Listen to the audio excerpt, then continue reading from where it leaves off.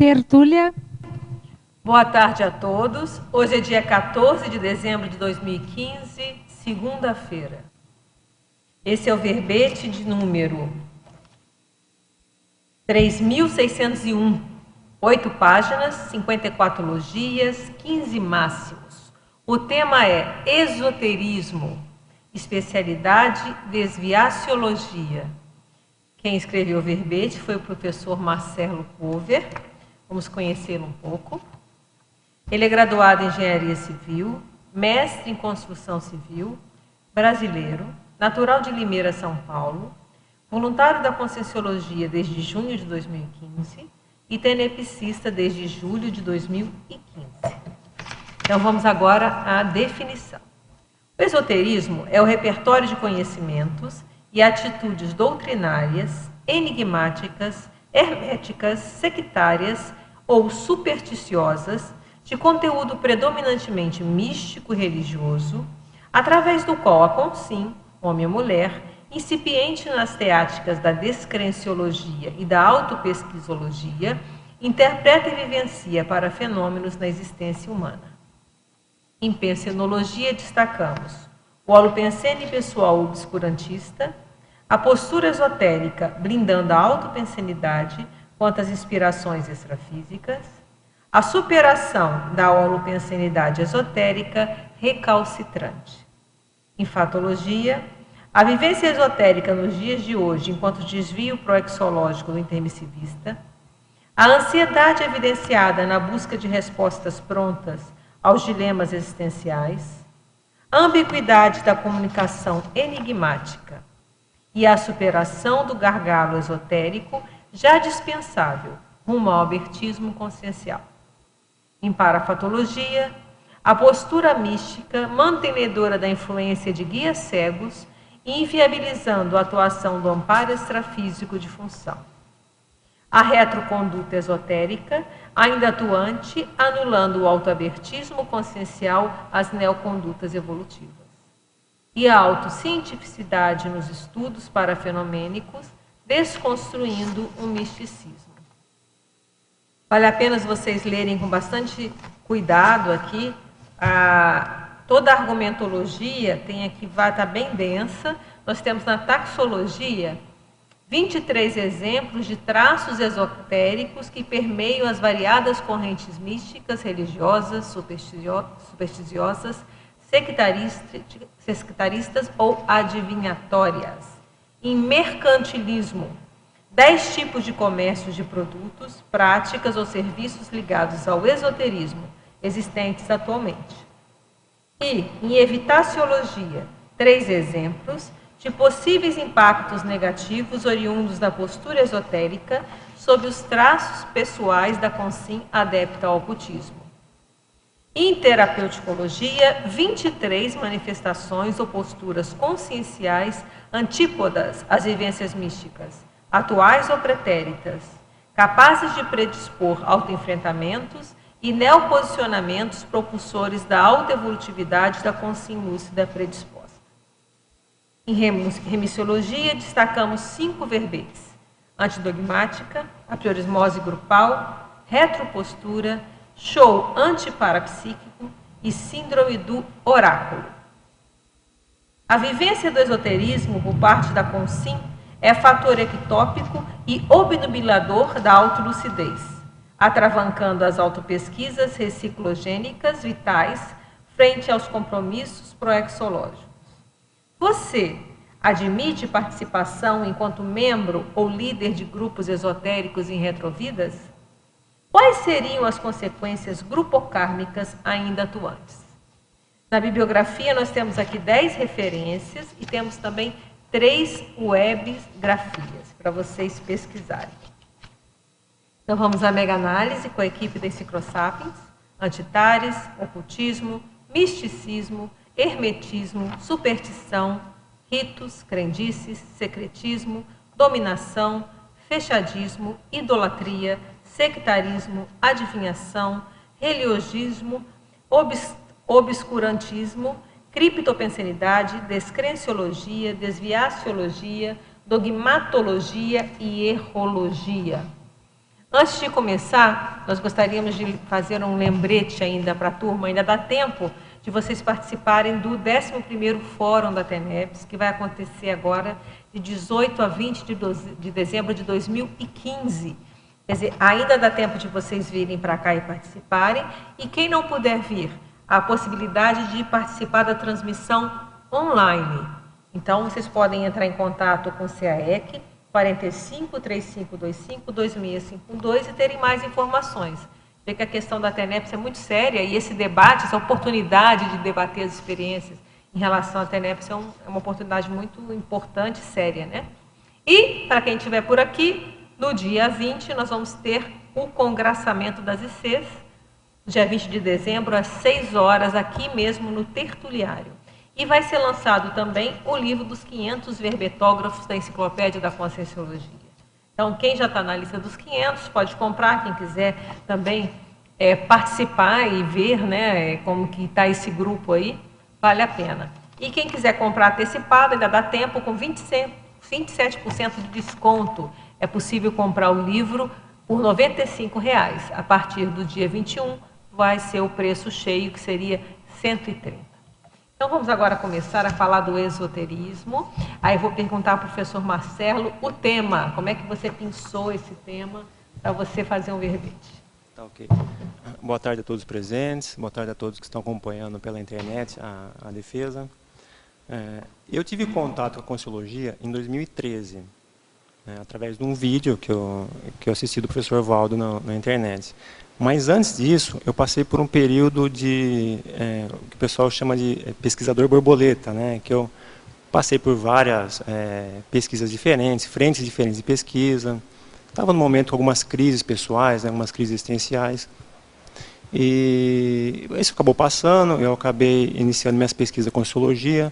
E em certo momento eu olhei para trás e falei assim, bom, eu passei por uma série de frentes esotéricas, cheguei até a frequentar alguns grupos de meditação que iam para essa linha mais mística. E hoje eu pesquiso Conscienciologia, que no meu entender é um campo bem mais aberto, é um campo que trata a multidimensionalidade de forma científica. Mas aí ficou a questão, e se eu não tivesse passado por isso? Quantas pessoas podem ser que, por terem familiaridade com o parapsiquismo, até na questão do intermissivismo, a pessoa tem um curso intermissivo e ressoma com uma abertura maior para sistemas extrafísicos. E quando ressoma, encontra alguma frente esotérica que tem uma divulgação mais ampla, né?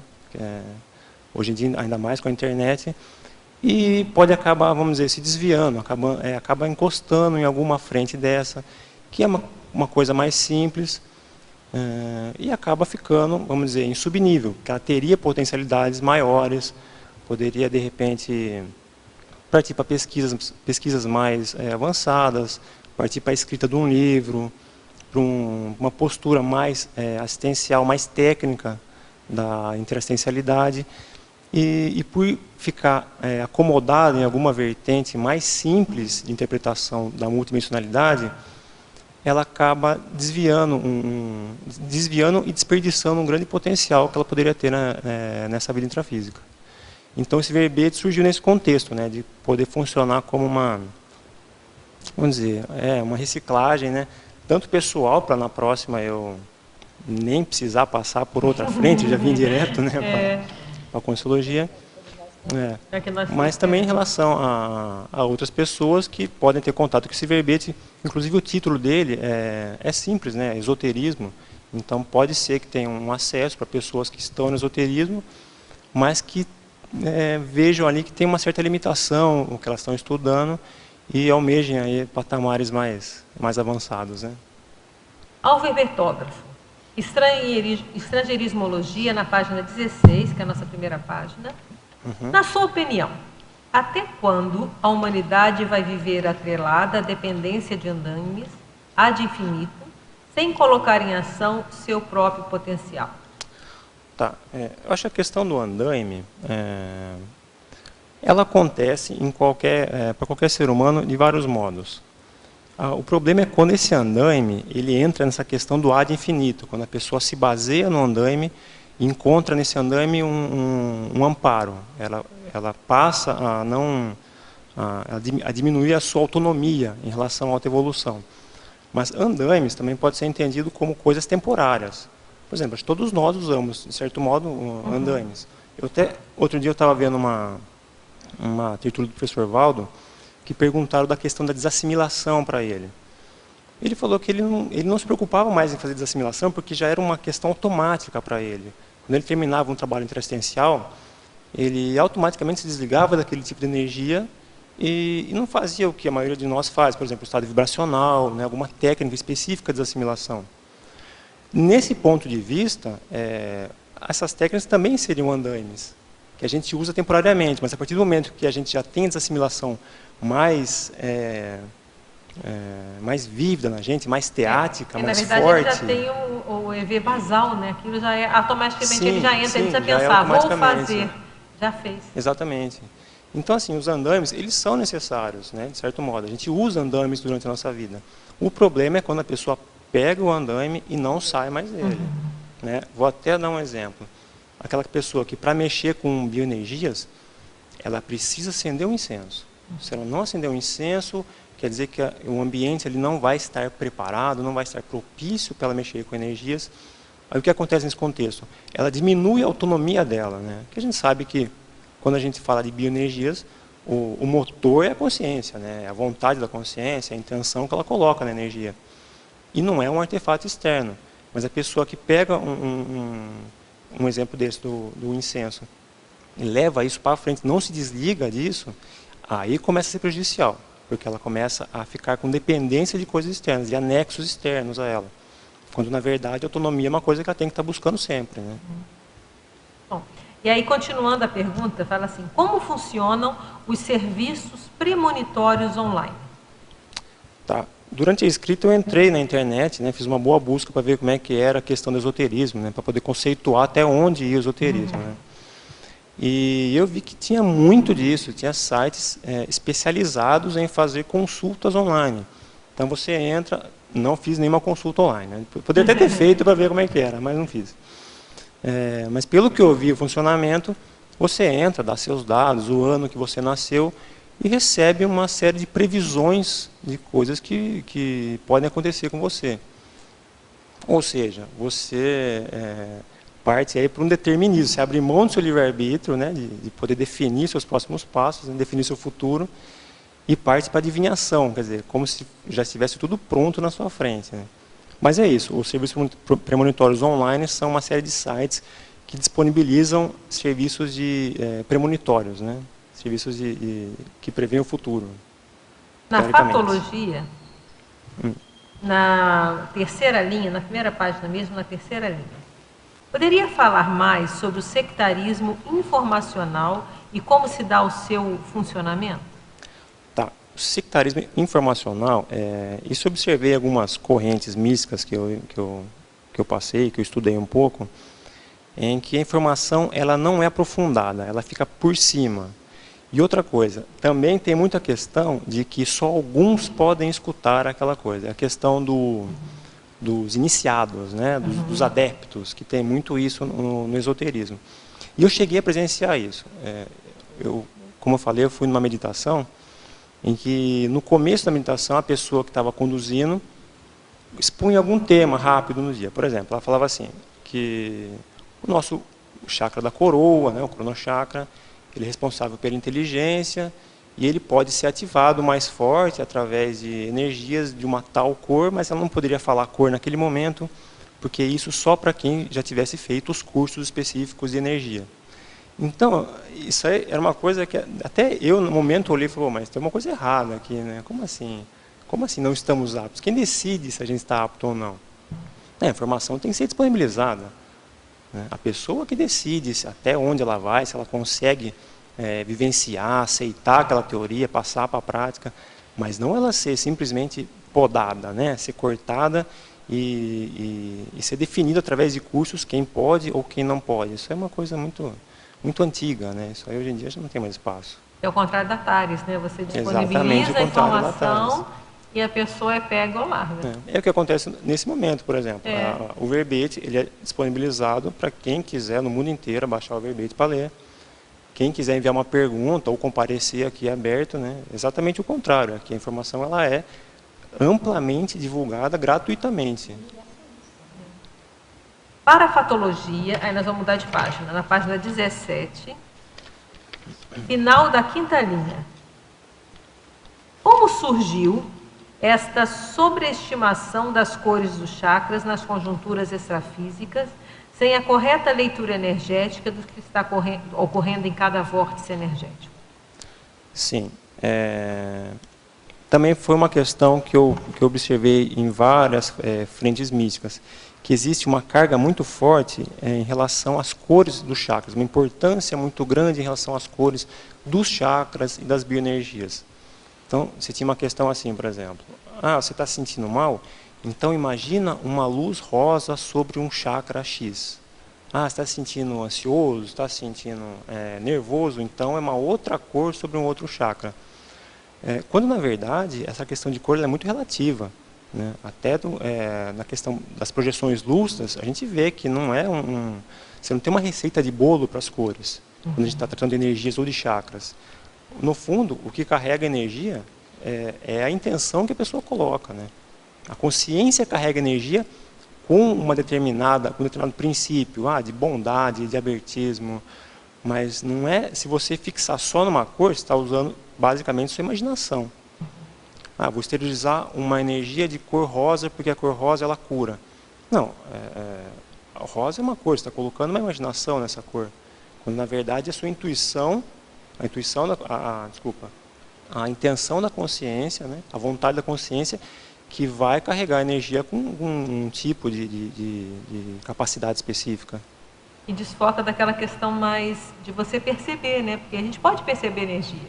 Eu vou ver, meu chakra está ruim, eu vou sentir esse chakra, eu percebo que ele está estrado. Eu posso exteriorizar, começar a fazer um trabalho de energia ali e ir percebendo se ele está limpando ou não. Você não delega menos, é uma coisa mais direta, né? Vai direto. Igual a gente movimenta as mãos, a gente movimenta as energias. Exatamente. Então, falta, de repente, esse exercício, que é um exercício, né? Para a gente começar a perceber. Por nós mesmos, é uma coisa mais... Fica mais aqui, mais concreto, né? Menos imaginativo e mais exato, da vivencial. autovivência, né? Muito bom. Outra pergunta. Também na parafatologia, agora na quarta linha. Poderia falar mais sobre a projetabilidade mistificada? E também se o autor conhece seitas que trabalham com a projeção e quando o filiado alcança certo nível de desenvolvimento, é promovido o encapsulamento da consciência projetada a fim de evitar o abertismo consciencial? Está concluído aqui. Eu vi sim algumas questões em relação à projetabilidade, inclusive uma vez, numa ocasião, uma pessoa falou para mim, eu comentei que eu tinha umas projeções, ela falou assim que era muito perigoso projeção, porque você sai do corpo, podem ficar brechas no seu corpo energético e seres adentrarem seu corpo.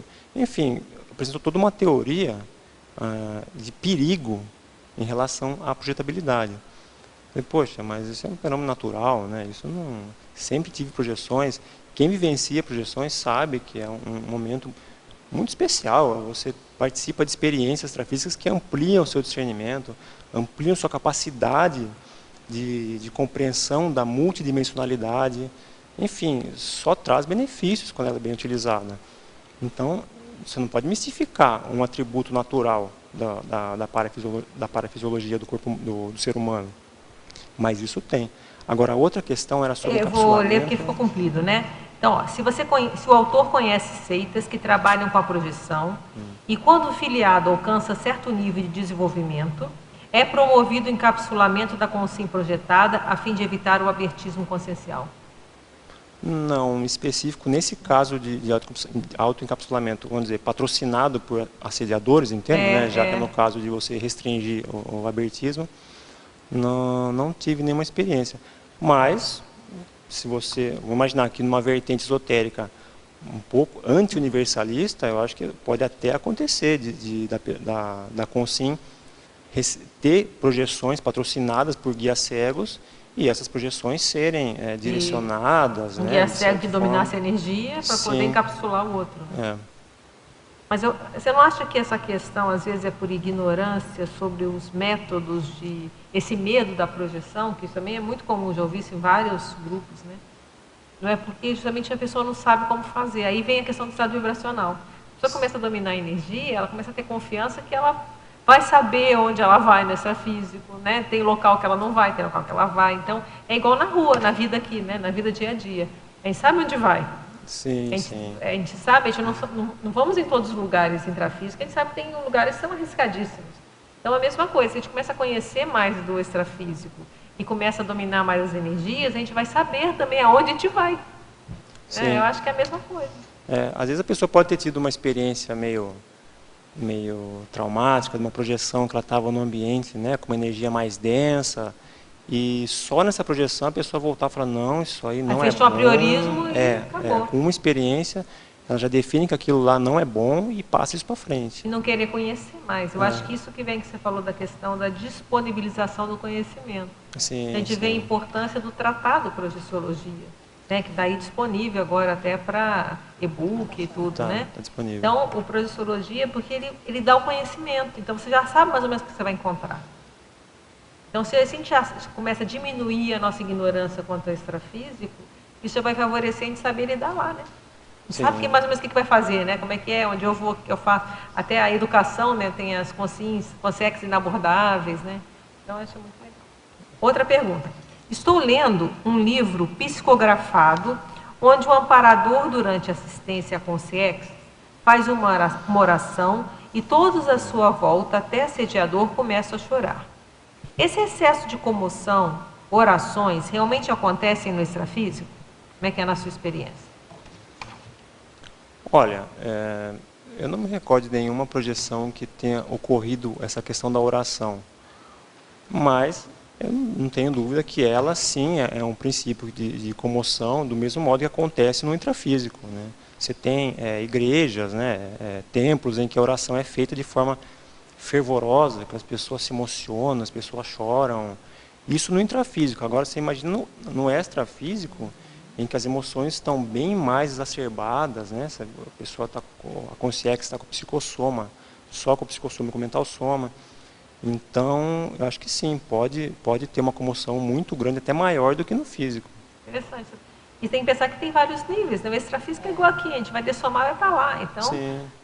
Tem vários níveis, vários grupos, várias comunidades, né? Só que tem desde as baratrosféricas até as mais evoluídas. Mas não, exatamente. Tem de tudo. E por aí você vê que como é uma bobagem você ficar mistificando a questão da projeção lúcida. Porque, inevitavelmente, você vai se projetar no momento da dessoma. Exatamente. A projeção final. Projeção final. É final desse rumo, depois vai ter de novo, né? Professor Marcelo, parafatologia na página 17, quarta linha. É a mesma pergunta.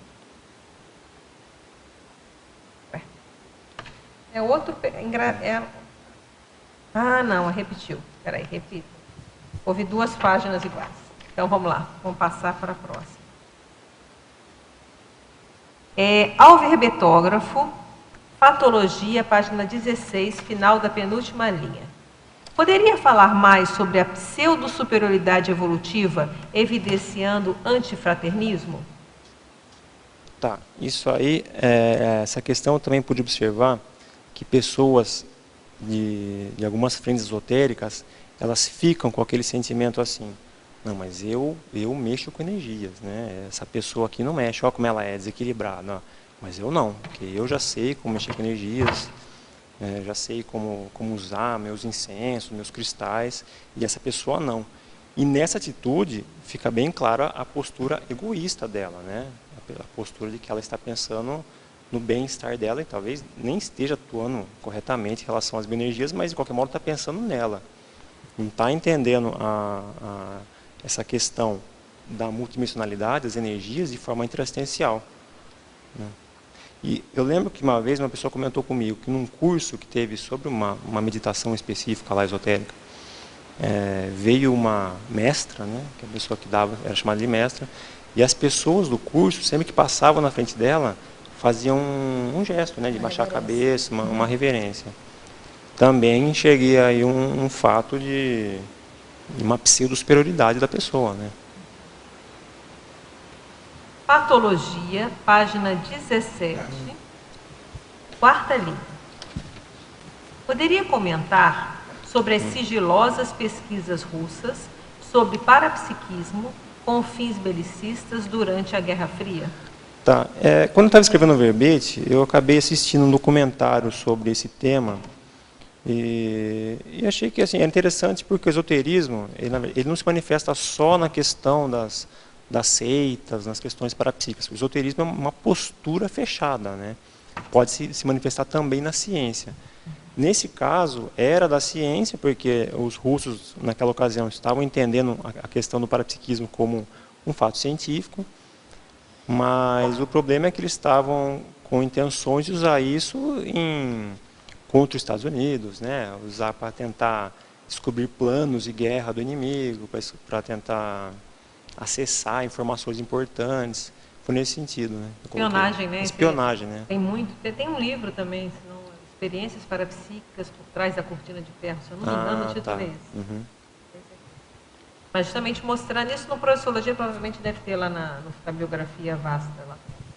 Então é justamente isso, né? Fazer para fins, né, de espionagem. Isso fazem muito, não é divulgado. Sim. Tecnologia, página 17, final da primeira linha.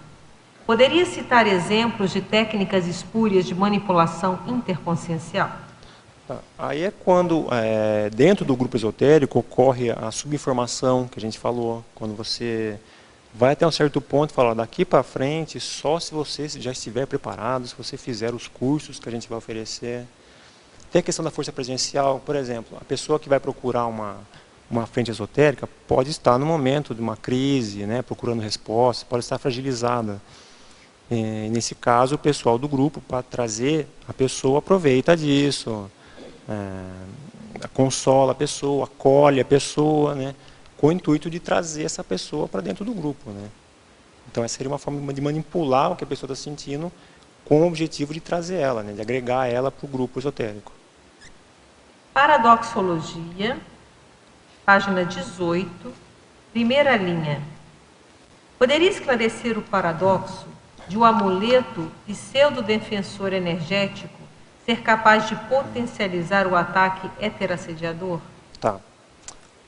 Vamos imaginar o seguinte, que a pessoa usa um amuleto, um cristal, por exemplo, mas coloca nesse cristal toda uma questão de defesa, né? Então, quando vai acontecer alguma coisa, ela pega no cristal, quando ela fica com medo, fala, não, eu vou me proteger, esse cristal vai me proteger.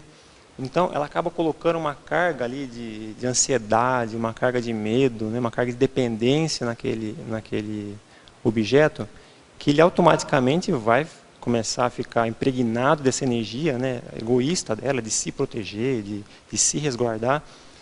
E esse objeto automaticamente vai virar um bagulho energético, né?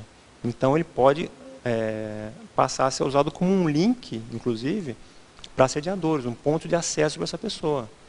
Porque a pessoa vai estar usando uma coisa nela, um aparato nela, carregado com energias entópicas, já que ela sempre carrega isso, ela fortifica esse sentimento em cima do objeto.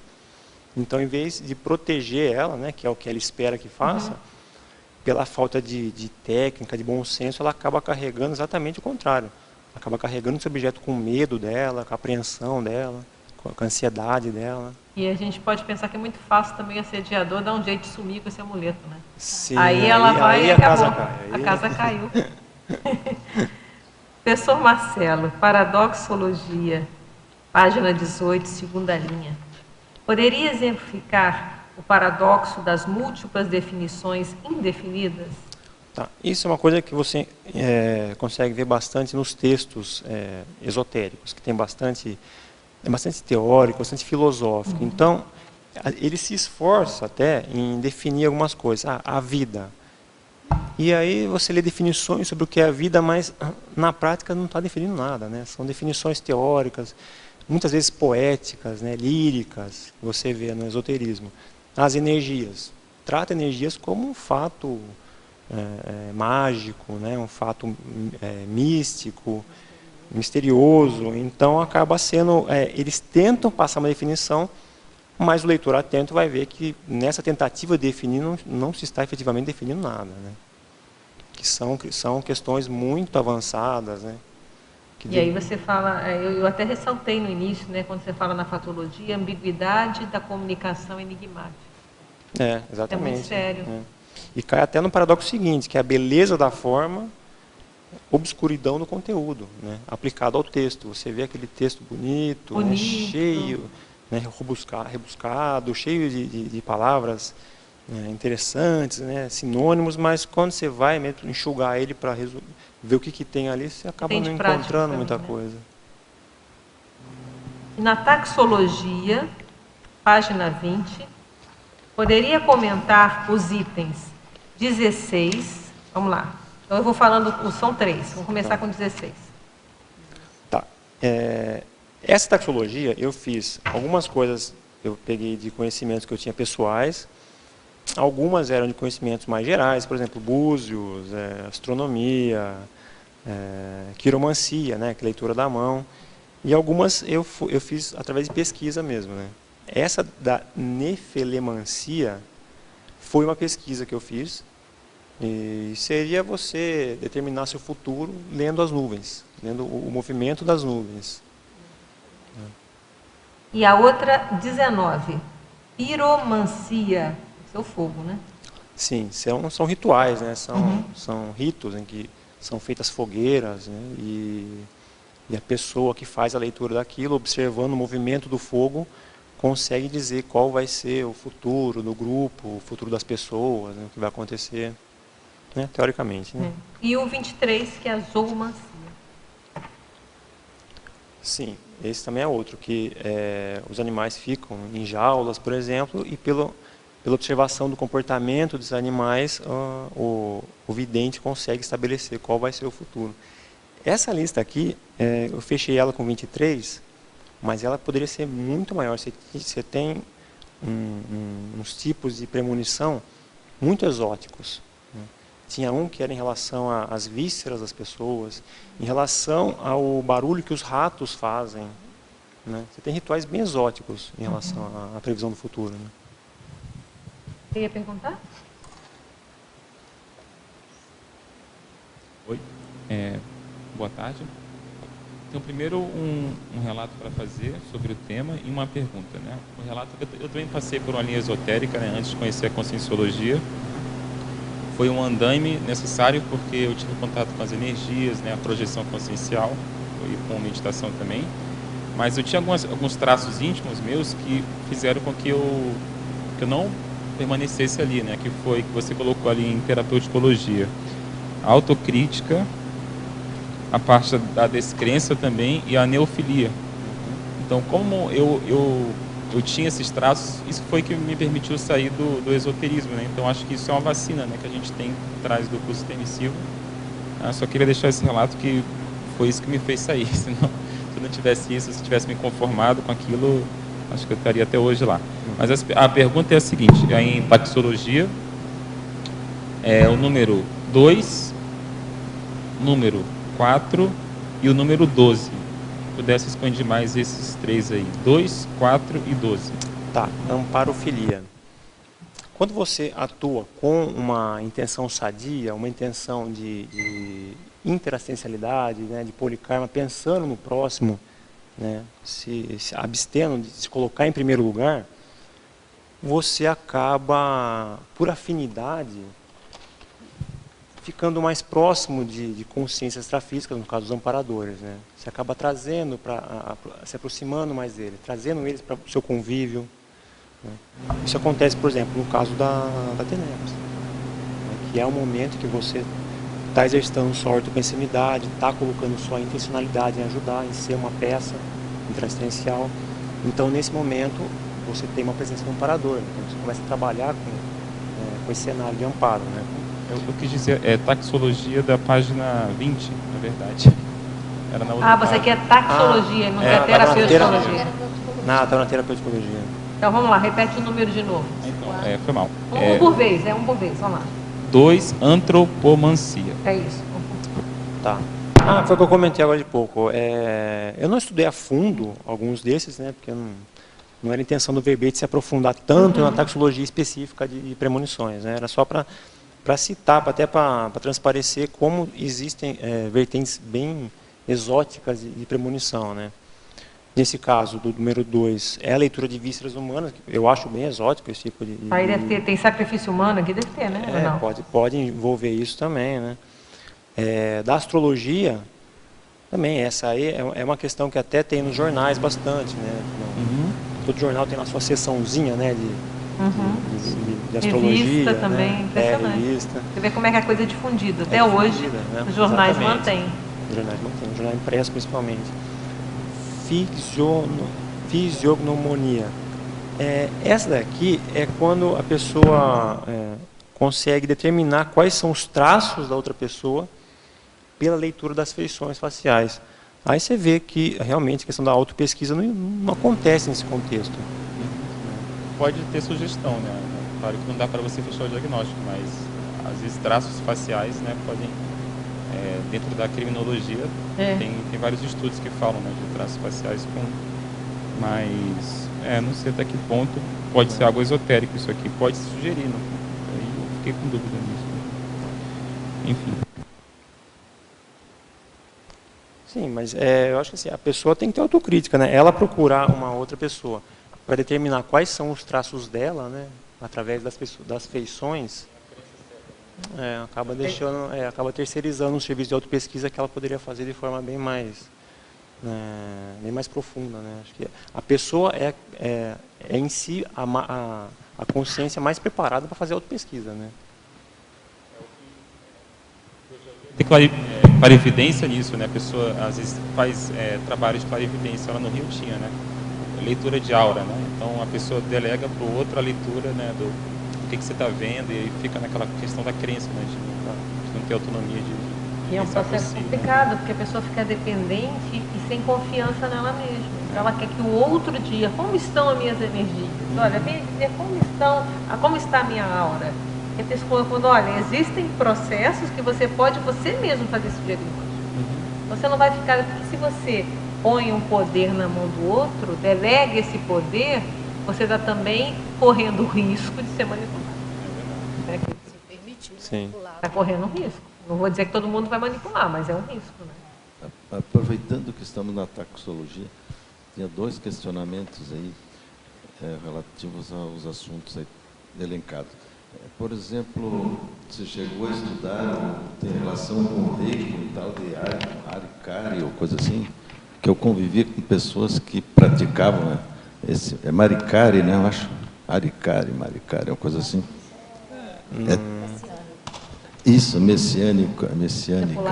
Eu acho que é quase a mesma coisa que o reiki chegou a entrar nesse assunto. Não cheguei a aprofundar. É a imposição de energia pela mão. Sim. Eu acho que é o mesmo que reiki, né?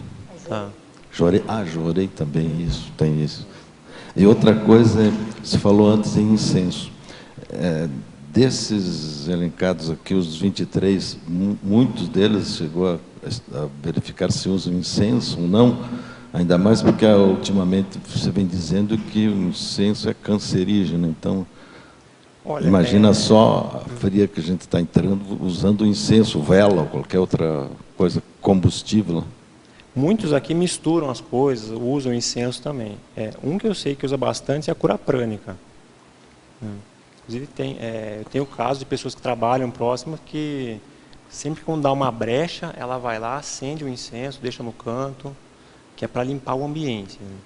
E é ruim que é a fumaça, né? Não sabe os efeitos. Já tem pesquisas falando da questão de ser cancerígeno e tal. E é aquela história, você tem que sempre andar com uma muleta. Você falou muito bem no início, né, que o andaime e a muleta, eles são necessários. Você vai depender do nível evolutivo que a gente tem. O problema é você pegar muletas quando elas são desnecessárias. Eu não preciso para limpar o ambiente, eu não preciso de um incenso.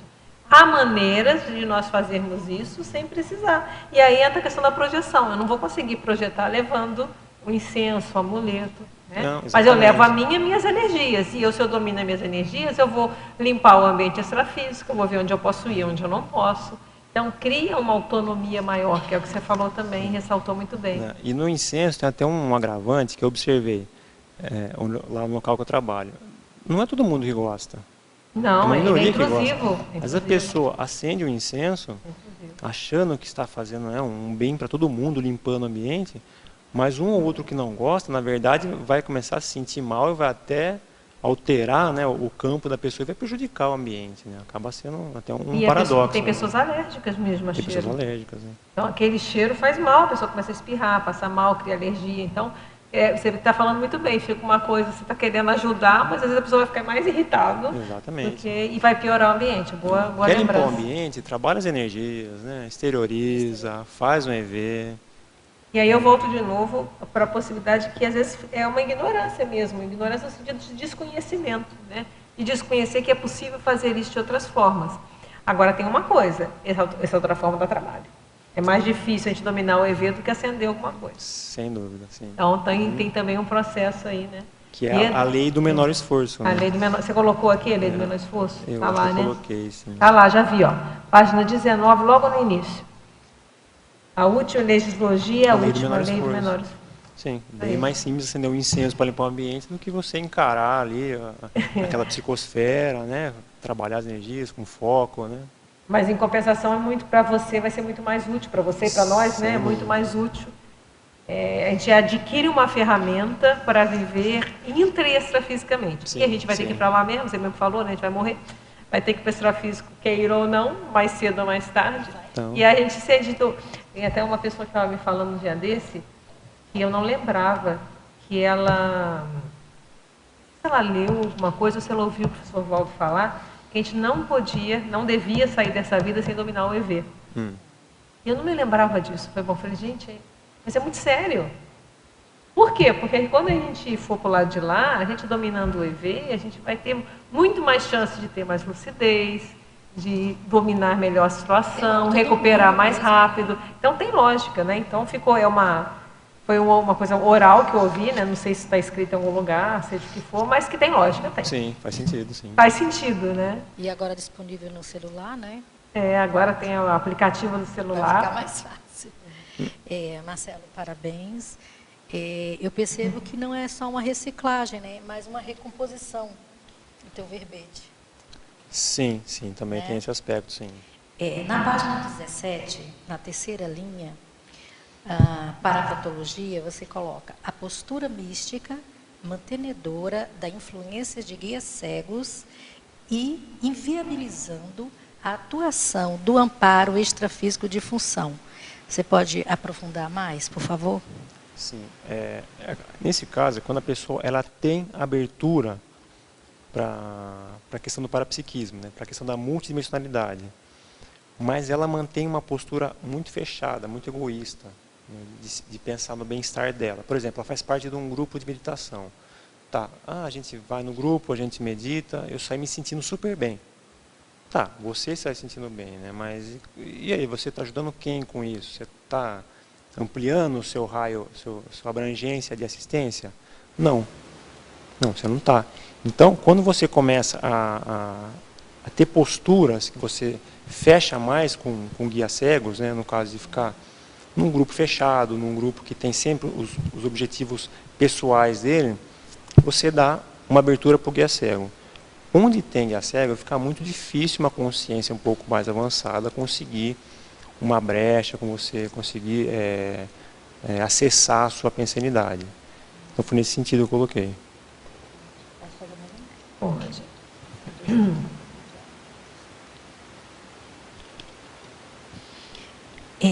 Ainda na página 17, na parafatologia, você também coloca aqui na quinta linha de baixo para cima, a carga místico-filosófica obnubilando o entendimento da ocorrência extrafísica pelo viés científico.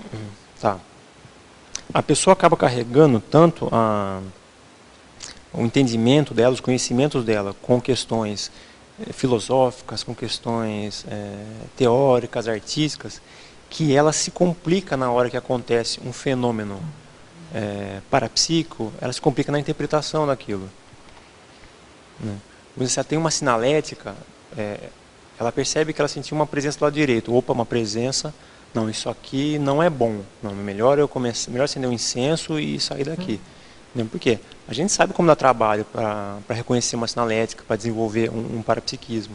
A gente faz maior força para conseguir isso e demora muito, é um investimento a longo prazo ter um parapsiquismo lúcido. Agora, se a pessoa leva tudo para o lado místico, tudo para o lado filosófico, a chance de errar dela é muito grande. A gente tem que fazer um esforço danado para conseguir acertar as coisas. É com repetição, é com técnica, é com autopesquisa, é com anotação.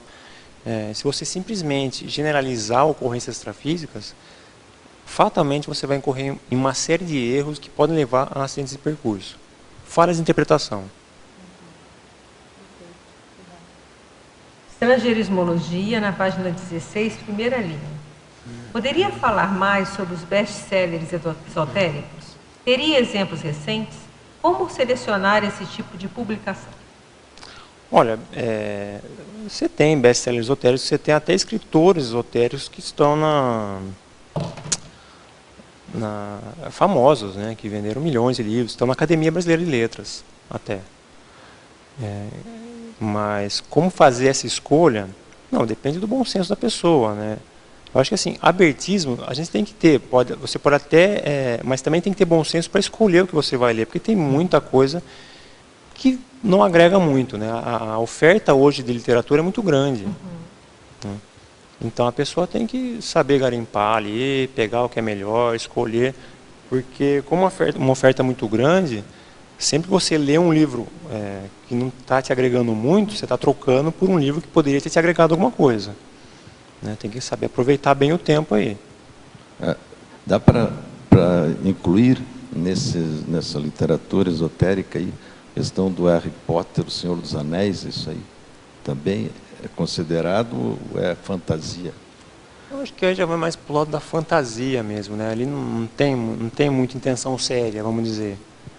É mais uma coisa mais artística, né? Sim, mas consegue levar milhões de pessoas a comprar os livros, a ver os filmes e inclusive viver os personagens, que a gente vê muito isso.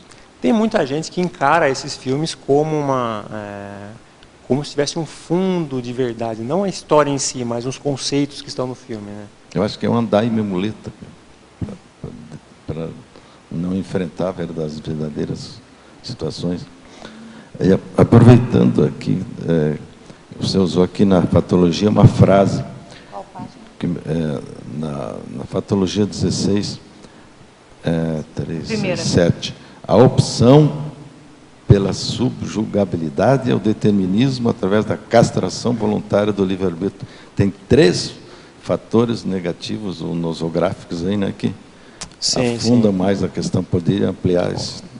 Olha, quando a pessoa procura uma cartomante para saber como é o futuro dela, ela está abrindo mão do livre-arbítrio dela nesse momento. Ela vai procurar uma pessoa que vai dizer para ela qual vai ser o futuro dela, quais vão ser os próximos acontecimentos da vida dela. Né? Fora que a sessão de premonição, não conheço, mas assim, por ouvir falar. É aquele negócio de você faz um baita acoplamento com aquela consciência, com aquela pessoa que está ali fazendo a premonição. Você não sabe extrafisicamente quais são as outras companhias que provavelmente vão estar ali também. Então, qual que é a influência que está tendo o que aquela pessoa está falando. Aí você escuta aquilo, você sai de lá com uma premonição. Bom, meu emprego está em risco. Aí a pessoa sai com isso na cabeça, meu emprego está em risco, meu emprego está em risco. Vai trabalhar com isso e pode até ser que daí entre em risco mesmo, né? Ela vai ficar com essa pensanidade de que ela está em perigo, de que alguém vai puxar o tapete dela. Então, ela acaba abrindo mão das atitudes autônomas dela com base numa premonição. Né? Foi nesse sentido que eu coloquei isso. Você começa a passar a terceirizar suas escolhas. Né? Sim, aí se une as determinismo, castração e subjugação, tudo junto incluído. Oi? Os 3 fatos são negativos, né? que vinculam a pessoa a determinadas coisas. Sim, aí entra até a questão da interprisão grupo kármica, né? Né? A partir do momento que uma pessoa, que você vai numa sessão premonitória, você faz aquele vínculo momentâneo com uma outra consciência ou com outras consciências que passam a influenciar nas suas atitudes, você começou a entrar aí nas raias da interprisão também, né? Pensenologia, página 16, que é a primeira, terceira e quarta linhas. Poderia relacionar os mimético-pensenes e os ectopensenes com o tema do verbete? Tá, mimético-pensenes eu coloquei baseado no seguinte. Muito provavelmente, todos nós já passamos por vertentes místicas ou esotéricas em retrovidas. Eu penso assim, que é uma hipótese bem provável isso, porque a gente não adquire essa familiaridade com o parapsiquismo, né, de uma vida para outra, né? E a história humana ela está recheada de milhares de religiões diferentes, seitas diferentes, né, em todo o mundo. Desde que existe a sociedade humana, existem as seitas místicas, existem as religiões, né, os cultos, os mitos. Então é muito difícil a gente pensar que chegou na vida atual sem nunca ter passado em nenhuma frente esotérica. Eu adoto como hipótese que provavelmente passamos. Então é aí que entra o médico pensene, a pessoa repetir nessa vida uma postura esotérica de outras vidas, né, que dependendo do contexto já não seria mais necessária, ela teria capacidade de superar isso, de entrar numa vertente mais ampla, né, mais aberta, mais avançada. São as mimeses dispensáveis. As automimeses dispensáveis. Existem as indispensáveis e a seria uma mimese dispensável. Exatamente. E os ectopensenes? O ectopensene é aquela pensenidade deslocada. Então, por exemplo, a pessoa ela quer fazer o bem, ela está disposta, ela está bem intencionada.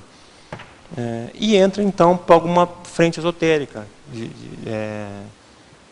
pensando, imaginando que aquilo lá vai trazer um bem-estar para ela e que para ela basta aquilo. Então ela poderia fazer mais, ela tem uma vontade, ela tem uma boa intenção em fazer alguma coisa, né, em se abrir para o psiquismo, mas dependendo da frente que ela se encaixa, ela acaba se deslocando, acaba tratando a forma de uma questão mais limitada. E na penúltima linha da pensenologia, favor aprofundar sobre a postura esotérica, blindando a autopensenidade quanto às inspirações extrafísicas. O fundamento do esoterismo é o fechadismo, é a pessoa se limitar a uma certa conduta, se limitar a uma certa informação, a uma certa linha de estudo, né? E quando a pessoa se fecha, fica mais difícil você receber alguma inspiração, porque as suas linhas de raciocínio já estão pré-definidas, né? Os seus pensamentos, as suas ações, a sua pensenidade já está definida entre alguns limites. Então, você, até por afinidade, acaba se distanciando um pouco da questão do amparo. Porque o amparo ele é muito amplo, ele pode se manifestar de várias formas. Então, se a pessoa está muito fechada com um tipo de coisa, ela acaba fechando, ela acaba lacrando a manifestação dela para poder ter uma interação de um amparador. Ao verbetógrafo, em Culturologia, na página 19. Poderia aprofundar a cultura de não questionar? Tá. É a questão da negação da autopesquisa, né? A questão da aceitação passiva de teorias, né? A questão de abrir mão das autovivências. Esse é que nem o colega falou, ele não tinha isso, ele tinha um questionamento. Ele tinha a questão da autovivência. Então, ele teve as vivências esotéricas, mas passou isso. Superou porque viu que não se encaixava no que ele queria, no que ele esperava para a vida dele. Mas as pessoas que continuam, por vezes, é porque realmente não questionam o que está acontecendo. Não questionam o que é colocado, não questionam as posturas esotéricas. Agora é um texto bem aqui comprido, eu vou ler devagar, conforme for eu leio novamente, tá? Tá. Fiz parte de doutrina que, entre diversas práticas religiosas, pratica a iniciação esotérica. Mesmo tendo tido várias pressões para que fizesse tal ritual, nunca quis fazê-lo, sendo sempre mal vista por questionar muito sobre aquilo com o qual não concordava. Há alguns meses me desliguei da instituição, acho que tem um ponto aqui. Esta noite tive uma projeção, percebendo-me no ambiente dessa doutrina. Quando me dei conta que estava no extrafísico, voltei imediatamente para o corpo. Existe a possibilidade de me libertar dessa interprisão ainda nesta existência? Sim, sempre existe, né? Sempre é tempo de correr atrás, de mudar posturas, né? Eu acho que assim, no primeiro momento você se desligou. Ok, isso é até fica como autoexemplo para outras pessoas que estão lá, né? Se essa seita, você entende que ela é algo negativo, algo patológico, isso pode servir de exemplo para pessoas que estão já querendo sair, de repente ao verem você sair pode animar essas pessoas. Tá, a saída é um primeiro momento. O segundo momento é a assistência. Então, o que eu recomendaria joga energias para as pessoas, traga elas para a sua tela mental, né? Se tiver a oportunidade de fazer uma TARES pontual com uma pessoa ou com outra do grupo, faça. Eu não sei se essa pessoa é da Conscienciologia ou não, ela acabou não comentando, não sei né? quem é. Mas se ela tiver já uma abertura, comente sobre coisas mais amplas, né? Se ela entende que aquilo lá era negativo para ela e pode ser negativo para as outras pessoas, e ela quer se libertar dessa interprisão que ela acha que ela gerou, a questão é sempre assistência. O que rompe a interprisão é a assistência. E assim, para complementar, a gente tem que pensar o seguinte: você se desligou. Então a gente também tem que respeitar as pessoas que querem ficar lá. Sim, não é? Uhum. Então, você respeita a opção das pessoas, não tenha mágoa, pense positivo. Se surgir uma oportunidade, como foi falado aqui pelo Marcelo, né, de alguém vir te procurar e quer saber por que você saiu, você pode até colocar. Sim. Mas esse respeito é muito sério. Por quê? A gente tem um contexto extrafísico. Então você está se desligando de um contexto intrafísico e um contexto extrafísico. Então é natural que a pessoa fique firme, trabalhe bem as energias e se engaje em fazer assistência. Não necessariamente ser sempre aquelas pessoas mais cedo ou mais tarde isso vai acontecer, pode ser nessa vida ou em outras, né? Uhum. Mas se abrir para fazer alguma tarefa que a pessoa possa ajudar as outras pessoas. Sim. Uhum. Não acho que poderia ajudar. O que você acha? Não, tá certo. Não é questão assim de que ela saiu, então ela também tem que tirar todo mundo, né? É que podia correr o risco. Por isso que eu sei que você não pensou assim, é para clarear. Não é isso, né? Realmente, se tiver uma deixa, se alguém procurar, né, com a intenção de saber por que ela saiu, tudo bem. Aí está dando uma brecha, uma janela para ela poder conversar melhor. E a gente respeitar as escolhas. A gente tem que... As pessoas, elas têm o livre-arbítrio. Então, se a gente quer ter o nosso, a gente tem que respeitar o dos outros. Então, as pessoas têm o livre-arbítrio delas. E tem um momento também. Às vezes tem os momentos das pessoas. Tem até um verbete do professor Paulo que chama saturação consciencial.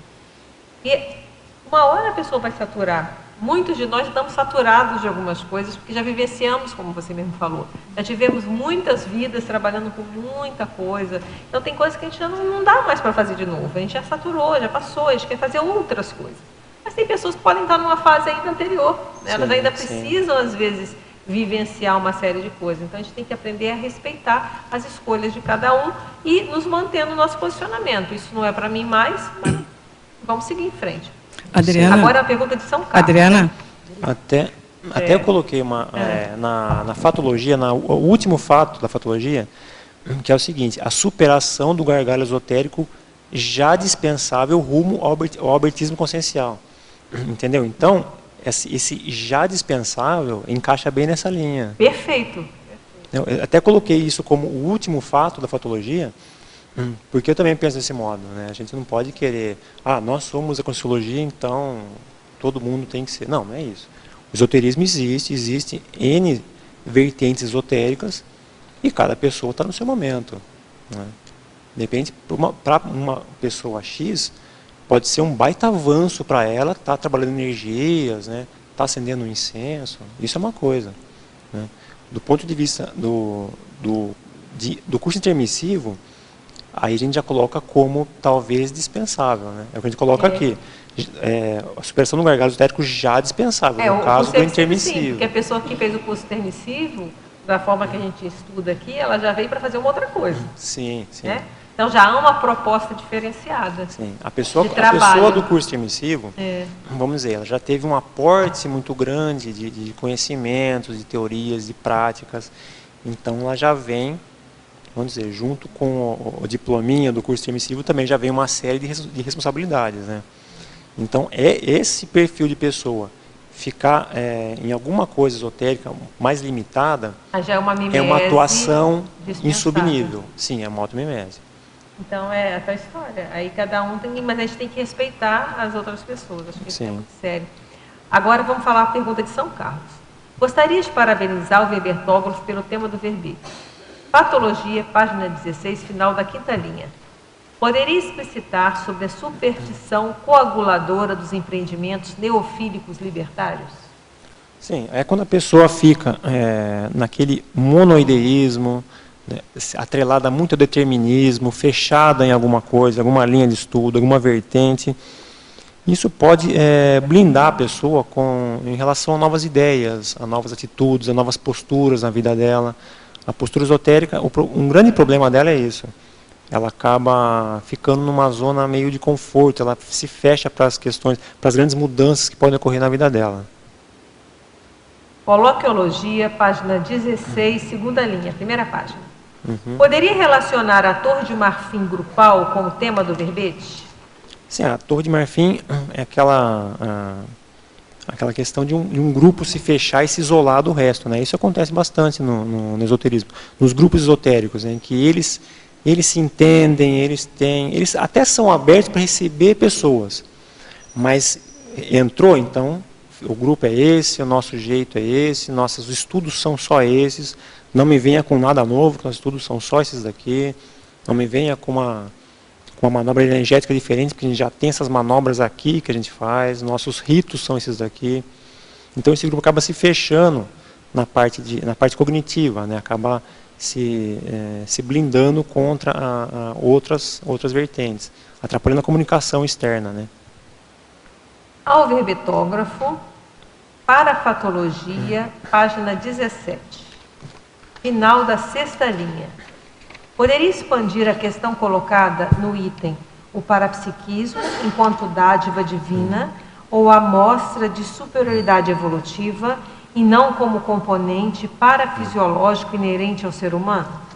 Tá. Essa é outra questão que eu consegui observar nas frentes esotéricas, em que sempre você tem ali um mestre, um guru, e essa pessoa ela é dotada de atributos, assim, uma clarividência, e isso é colocado como uma coisa mágica, uma coisa divina.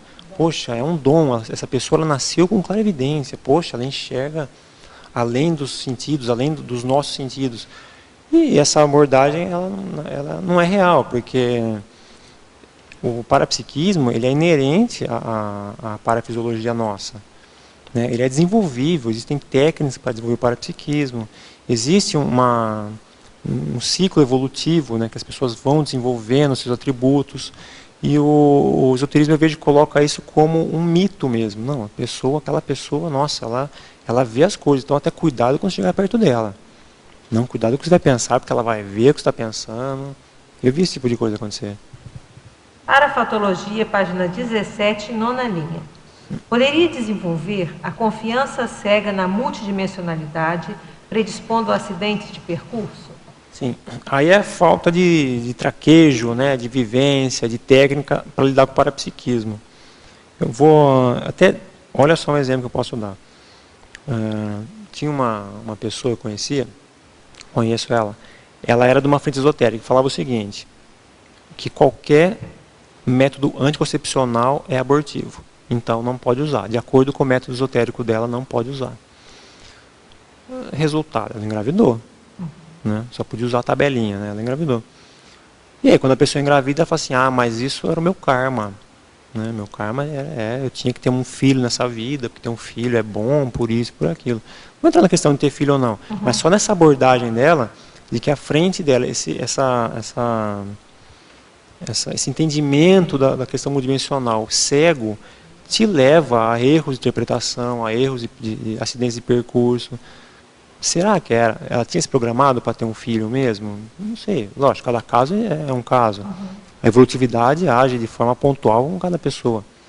Mas a partir do momento que você segue uma linha cegamente e aquilo causa impactos grandes na sua vida, isso aí tem que ser repensado, né? Poderia falar sobre as diferenças entre a ciência, a conscienciologia e as doutrinas esotéricas? São várias. Eu acho que uma das principais é a questão do abertismo consciencial, né? Mas se a gente for pegar ali na primeira página a antonimologia, o que a gente tem no primeiro ponto? Eu acho que são diferenças grandes que tem em relação ao esoterismo. A tarissicologia. A conscienciologia se esforça em promover o esclarecimento, né? Em promover o esclarecimento que dê autonomia para as pessoas, né? Que elas andem por conta própria, que elas, né, existe uma interdependência entre todos, né? Especialmente em relação à interassistência, mas esse esclarecimento no sentido de deixar a pessoa tomar conta da própria vida, né? Andar por conta própria. A descrenciologia, eu acho que é outra diferença grande que tem também, que qualquer evento da conscienciologia já começa colocando de cara o princípio da descrença, né? Em São Carlos, a gente tem o nosso grupo de estudos lá, que está começando agora com umas palestras, né? É a primeira coisa, ter alguém novo na sala, olha gente, seguinte, nada do que a gente está falando aqui é verdade, né? Não queremos que você entenda como verdade, você tem que vivenciar, adote como hipótese as coisas, vivencie, pesquise, vá atrás, não vai no bico de ninguém, nem no nosso. Então, esse é um ponto que eu acho que também faz bastante diferença entre a conscienciologia e o esoterismo. A questão da mental somatologia, né, ou seja, de uso dos atributos mentais, do corpo mental, a gente se empenha, né, em promover cursos que promovam a escrita, né, para que as pessoas pensem, para que as pessoas pesquisem. A gente vai no holociclo, né, eu sou de fora, poxa, sentar no holociclo para mim é uma festa, né, é uma delícia ficar lá, passar a manhã e a tarde seguido no holociclo, pesquisando. Então, existe muito esse incentivo, né, para a pessoa desenvolver o raciocínio, desenvolver o discernimento, né, a razão, né, a associação de ideias, né, novas sinapses. A questão do abertismo, né, que na conscienciologia a gente estuda tudo, até se você, voltando para a questão do holociclo, você tem dicionários de todos os tipos lá, não é um lugar fechado, né, o conhecimento da conscienciologia é de base aberta, né, você tem lá dicionário de cerveja, eu estava vendo lá, poxa, você tem de tudo lá, depende da pessoa, que a gente falou, a informação ela é disponibilizada, cada um, né, aceita aquilo, vivencia, pesquisa, tira suas conclusões. E universalista porque ela é aberta, ela respeita qualquer pessoa, respeita qualquer posicionamento da consciência. Eu acho que a antonimologia faz bem esse contraponto aí com o esoterismo. Outro texto aqui mais longuinho, eu vou ler devagar, tá? Qualquer coisa a gente dá uma relida para você. Ok. Nasci em ambiente familiar religioso e estudei o espiritismo, além de procurar conhecer linhas místicas, até que acessei a conscienciologia. Percebo que outros colegas intermissivistas traçaram caminhos semelhantes. Sob esse aspecto, considera o esoterismo como um possível pedágio do intermissivista ou seria franco desvio de proexis? Olha, a gente até já conversou sobre essa questão algumas vezes durante o verbete, né? Eu acho que para o intermissivista, eu acho que é um desvio, sim. Eu penso que é um desvio, minha opinião. Tanto que a especialidade do verbete é desviaciologia. Porque se ele já tem a bagagem do curso intermissivo, ele já consegue ir direto. Pode ser que ele passe, né, por uma frente esotérica, mas ele poderia até não ter passado, ter acessado diretamente, né? Por exemplo, eu passei também, mas conforme o colega nosso falou... novinho também. Eu entrei, comecei a observar algumas coisas, falei, não, isso aqui não está dando certo, isso aqui acho que não é para mim, não, né? Não me identifiquei com aquilo, gostava de ler, de pesquisar, então passei pelo esoterismo. Talvez, se eu tivesse visto alguma coisa de conscienciologia um pouco antes, eu até tivesse pulado. Mas eu acho que para o intermissivista, eu coloco como desvio. Mas assim, cada caso é um caso também. De repente a pessoa fazia parte da prática dela dar uma passada rápida para trazer algumas pessoas e assistir depois, entendeu? Recompor alguma coisa. Cada um estude o seu caso. Cada um vai Não ter é que fazer mesmo? sua autopesquisa. Mas que é possível vir direto, a gente entende que sim. É Sim, aquilo que a gente falou no é a início, questão né? do Vamos torcer pra gente inversor. conseguir, né? Pelo menos na próxima, se não for nessa, na próxima a gente vir mais reto. Síndromologia, página 19, final da terceira linha. Favor explicar a síndrome do oráculo? A síndrome do oráculo é aquela Síndrome pessoa... do oráculo. Síndrome do oráculo. Se a pessoa quiser aprofundar mais, tem o verbete da síndrome do oráculo, né? Professor Rodolfo. Mas é aquela coisa da pessoa que tem ligação, que quer prever o futuro. Isso, para mim, está muito ligado com insegurança, né? Ela tem medo do que possa vir a acontecer com ela. Ela é muito acomodada numa zona de conforto, numa rotina. Então, essa pessoa ela tem uma apreensão de que as coisas possam mudar repentinamente. Então, ela precisa saber o que vai acontecer. Ela tem necessidade de saber quais vão ser os próximos fatos, os próximos acontecimentos da vida dela. Em vez de sair para fazer, né? Oi? Em vez de sair para fazer. Em vez de assumir a frente, né, fazer o que ela quer, ela espera que aconteça, né? E pelo que a gente entende na Conscienciologia, é possível você ter uma precognição, só que é sempre uma possibilidade, é sempre uma probabilidade. Então, você pode ter uma precognição e ela pode não vir a acontecer. Essa é uma grande probabilidade de vir a acontecer. Você pode mudar o futuro, pode mudar os fatos, você pode interferir nesses fatos dependendo da sua força. Né? E se for positivo, se der precognição positiva, então vai para a rua para fazer isso acontecer, né? Vai ajudar. Faz acontecer, isso. Parabéns ao verbetógrafo pela relevância do tema. Segundo o relato biográfico do autor, houve inicialmente uma reciclagem ao modo de uma reurbanização pessoal. Poderia relacionar o tema com a reurbanização extrafísica em curso? Tá. Vamos imaginar que as frentes esotéricas, elas são grupos fechados que, a princípio, podem prender as pessoas, né? Podem fazer um círculo vicioso com as pessoas. E aí entra na questão até do intermissivista que a gente falou.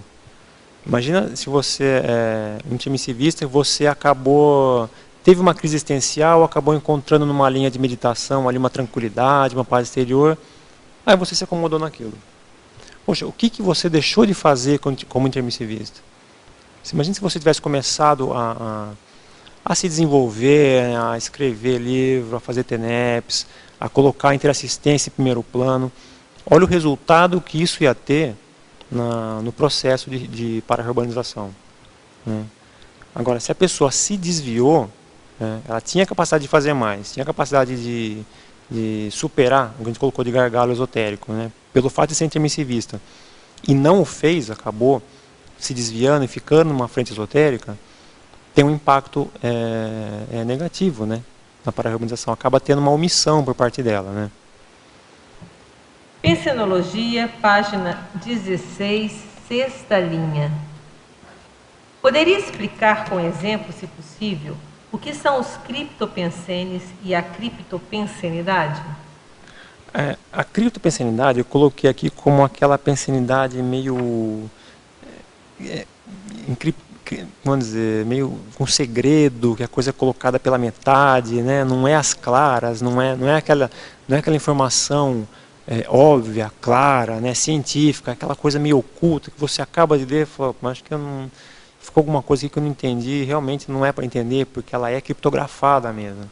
Ela é mais para aquele grupo que está ali, e às vezes nem o grupo entende muito bem o que está, mas é uma subinformação.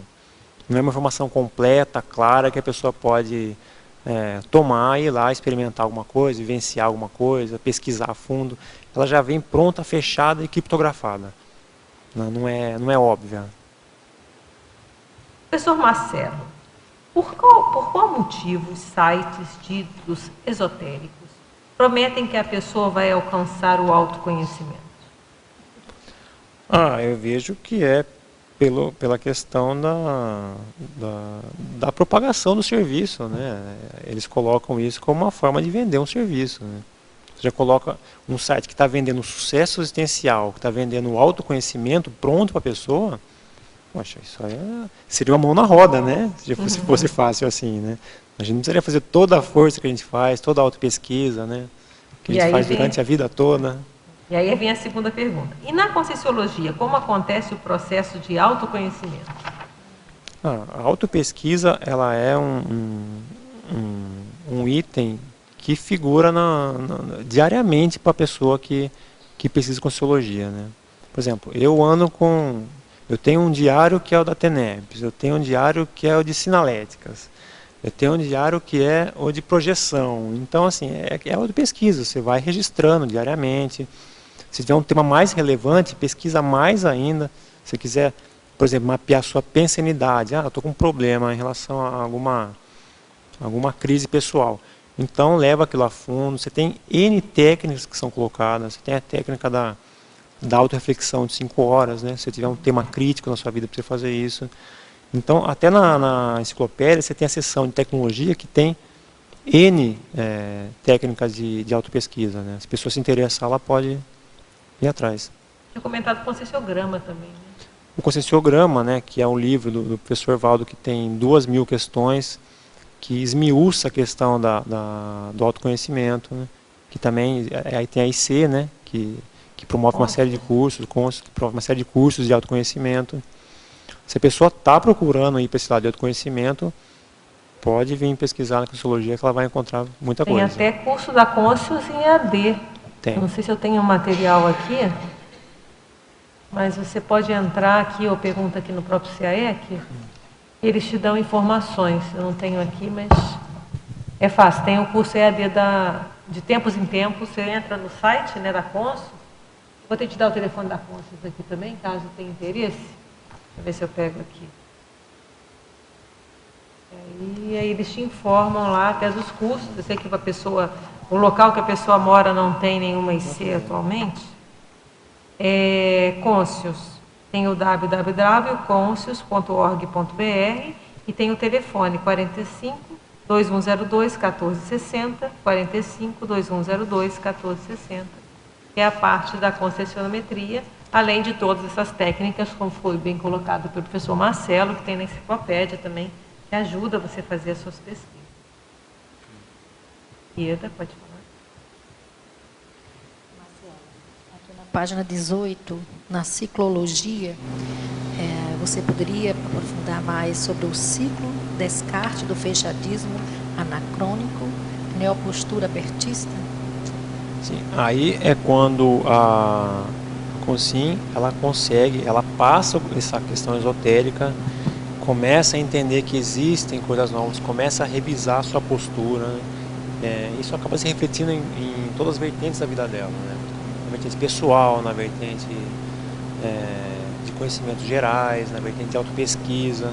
Nesse momento, é quando as sinapses dela, ela recupera uma quantidade de cons que permite que ela saia dessa condição de fechadismo e amplie o raio de entendimento, de pesquisa dela. Psicologia, o segundo efeito, ou na segunda linha, é os efeitos da carência afetiva na aceitação passiva de dogmas esotéricos. Tá, eu coloquei isso no seguinte aspecto: quando a pessoa ela está numa crise existencial e ela passa a procurar respostas, passa a procurar alguma coisa que preencha o que ela está sentindo, que dê respostas para ela, para as dúvidas que ela tem, para aquela crise que ela está vivendo. E nisso ela pode encontrar umas respostas mais simples em alguma vertente esotérica, né? Então, pode encontrar ali algum acolhimento, ali, alguma resposta pronta. Não, calma, as coisas são assim mesmo, já passa, faz isso, faz aquilo, faz essa meditação, já tranquiliza. E a pessoa acaba realmente sentindo uma tranquilidade naquele momento e sendo aceita, né? E acaba entrando num grupo esotérico. E neosinapsologia, a segunda linha, o empobrecimento cognitivo pela escassez neosináptica. Sim, quando você não estuda alguma coisa, quando você limita muito o seu estudo, você não usa esse mental soma, não usa seus atributos de pesquisa, você acaba se fechando, você acaba restringindo muito a sua capacidade de entendimento. Quando você não usa esses atributos mentais somáticos, automaticamente sua produção neossináptica também vai cair. Mas nesse caso, com o tema, o que você quis dizer aqui? Você, pelo menos as frentes esotéricas que eu tive contato, elas não tinham essa questão, a questão mental somática não era, entendeu, levada adiante, a questão da autopesquisa. Os atributos do mental soma não eram estimulados, vamos dizer assim. Ficava mais na questão das energias, a questão psicossomática. Não existiam grupos de pesquisa aprofundados em relação a temas como autopesquisa, como bioenergias, né? Não era incentivada a produção literária. Então nesse ponto eu acho que... A diferença do tema do teu verbete para a Conscienciologia, o que você poderia aprofundar mais nesse sentido, do empobrecimento dessas sinapses? Para resumir, mental soma, mental somaticidade. Eu acho que a Conscienciologia estimula muito esse veículo, que é o mais importante nosso, né? É o veículo mais de ponta que nós temos dentro do nosso entendimento hoje. Ele é muito estimulado na Conscienciologia pela pesquisa, pela escrita, ou seja, pela cientificidade. Você né? ganha mais neossinapses. Sim. Obrigada. Eu queria fazer uma pergunta para você. Como é que é o seu nome? Marcelo. Como é que você pode diferenciar no seu dia a dia questões de sincronicidade com questões de esoterismo? Por exemplo, o professor Valdo, público notório que ele tinha uma afinidade com o número 11, e que muitas vezes o número 11 para ele era uma resposta para uma situação que ele estava naquele momento, e era um sinal que os amparadores davam isso. Quando eu ouvi pela primeira vez aqui, eu percebi que algumas pessoas encaravam aquilo como superstição. Mas como, professor? Número 11, que conversa é essa e tal? E eu já tive algum tipo de sinalética com o número que eu tenho, que é o 4. Né? Algumas coisas aconteceram muito. O 4 tem muito a ver com a minha vida, inclusive na minha pesquisa com vida passada. Mas não é só o número, eu vou chegar mais em outras coisas. Por exemplo, ele falava assim, um passarinho que passava na frente dele, o lagarto ali. Então, tinha algumas situações que não são comuns, mas que ele, naquele momento, percebia que tinha algo acontecendo. E outras pessoas podem entender isso como alguma coisa divina, interpretar de uma outra forma. Como é que você vê essa situação? Como é que você diferencia, se você já passou por isso? Olha, eu acho que a questão da sincronicidade é bem interessante. Ela existe, né? Acho que eu já tenho minhas vivências, eu considero que é um fato. Tem uma relação com o número também, ainda não consegui vislumbrar o que é. Mas tem uma relação com o número que se repete muito. Matemática com o universo, né? Eu comprei uma revista ontem ali na Epígrafe, e esse número estava na capa, só que não é um número simples, são 4 números. E estava na capa no meio da descrição da revista. Eu tenho isso. Agora, eu levo como hipótese que uma coisa que eu tenho que pesquisar, porque ela se repete muito. Então eu adoto como uma sincronicidade certa. Isso é uma coisa. Não consegui ainda achar uma vinculação dela com alguma coisa minha, alguma questão retrocognitiva. Não consegui. Mas eu acho que o problema é quando a pessoa leva isso para o lado esotérico. Assim, por exemplo, com você é o número 4. A pessoa, tudo que vai fazer, faz com o número 4. Ela vai escolher... Pô, vou tomar um Guaraná. Não, vou tomar 4 Guaraná. Ela força a barra. Né? Ela força a barra. Né? Ela força a barra. Exatamente, ela força a barra para colocar o 4 em tudo, nas escolhas dela. Aí já começa a levar para o lado meio da superstição, né? Aí sai um pouco da linha de pesquisa. Eu acredito que o professor Valdo já tinha uma bagagem a respeito do número 11 para poder afirmar isso. Né? No meu caso, eu tenho uma sincronicidade com o número, mas eu não identifiquei. Então... Ele falava, inclusive, para tomar decisão. Né? Quando ele estava assim, numa dúvida, o número 11 quer dizer que aquilo podia ir, que dava tranquilo. O número 7 já era para um sinal amarelo. Seria vermelho, verde, amarelo. Se eu não me engano, acho que era o 4, que era o sinal vermelho. Tinha um outro número, não me lembro. Que era para ele não fazer. Então ele ia fazer um negócio, comprar alguma coisa. Se viesse alguma coisa naquele momento relacionada com o número 11, ele podia fazer tranquilo e realmente acontecia isso. Pelo menos as palavras dele. Né? E tinha esses outros 2 números. Que era assim, tipo, vai, mas vai com cuidado. Parece que era o número 7. Então, isso começou a me chamar a atenção, porque em alguns momentos da minha vida eu comecei a observar isso. Não nesse caso que você falou de forçar a barra, mas de olhar nos momentos e o que aconteceu, né? Para ver a sincronicidade, se tinha alguma coisa a ver. Eu acho que a questão é no próximo curso intermissivo a gente caprichar na paramatemática. Não, e com animais e com determinadas outras situações que qualquer pessoa diria que é esoterismo. Por exemplo, um vento, né? Ele falava isso, naquele momento veio um vento que não era um vento, era uma energia. E aí chamou a atenção dele, entendeu? Coisas que na SOCIM, entre aspas, a pessoa entenderia como esoterismo, como alguma coisa mística. E ele, na multidimensionalidade, fazia um outro entendimento, né? Sim, sim. Parapsiquismo. Eu acho que é bem por aí mesmo. Muita coisa do esoterismo foi fundamentada em vivências milenares que as pessoas foram tendo. Então, eu acho que existe mesmo, tem um fundo em muito do que está sendo colocado ali. Eu acho que tem a ver com o que você está falando. A pessoa, se ela tiver uma capacidade multidimensional para interpretar, acho que muda tudo, né? Sim, sim. Se ela for, como você falou, Maria vai com as outras, não, eu acho, talvez, alguém me disse, aí entra no esoterismo, porque daí ela está indo meio no... Sim, aí ela entra na receita de bolo. Isso. Não, ó, se eu ver o número 4, eu faço alguma coisa. Mas não tem explicação nenhuma, né? Adota um número, por exemplo. A minha numeróloga falou que o meu número é o 7. Então, daqui para frente, tudo para mim é número 7. Agora, uma outra questão é com relação, não sei se você falou aí, pelo menos no momento que eu estava aqui, algumas pessoas mudam o ambiente utilizando o Feng Shui. E dizem que realmente isso funciona. Então, eles vão lá, utilizam técnicas de água, de plantas. A arquitetura usa muito isso nas casas, né? Alguns interpretam isso como esoterismo. Outros dizem que não, que realmente o resultado é prático. Utilizam aquilo com um desenho, né? Um design, uma situação de layout, toda uma estrutura ali, e eu não sei, pode ter sido uma interpretação errada, mas alguns lugares que eu fui, escritório do advogado, meu amigo, que ele fez, você percebe que a energia é outra ali. Ele colocou água, ele colocou... Tudo bem, tem elementos da natureza, mas algumas pessoas também interpretam como esoterismo. Como é que você vê essa questão do Feng Shui? Não, eu acho que, eu não conheço muito, mas eu acho que a forma do ambiente, né, o recheio do ambiente, ele pode ter sim um reflexo, inclusive nas pessoas que estão ali, que acaba compondo o holopensene naquele lugar.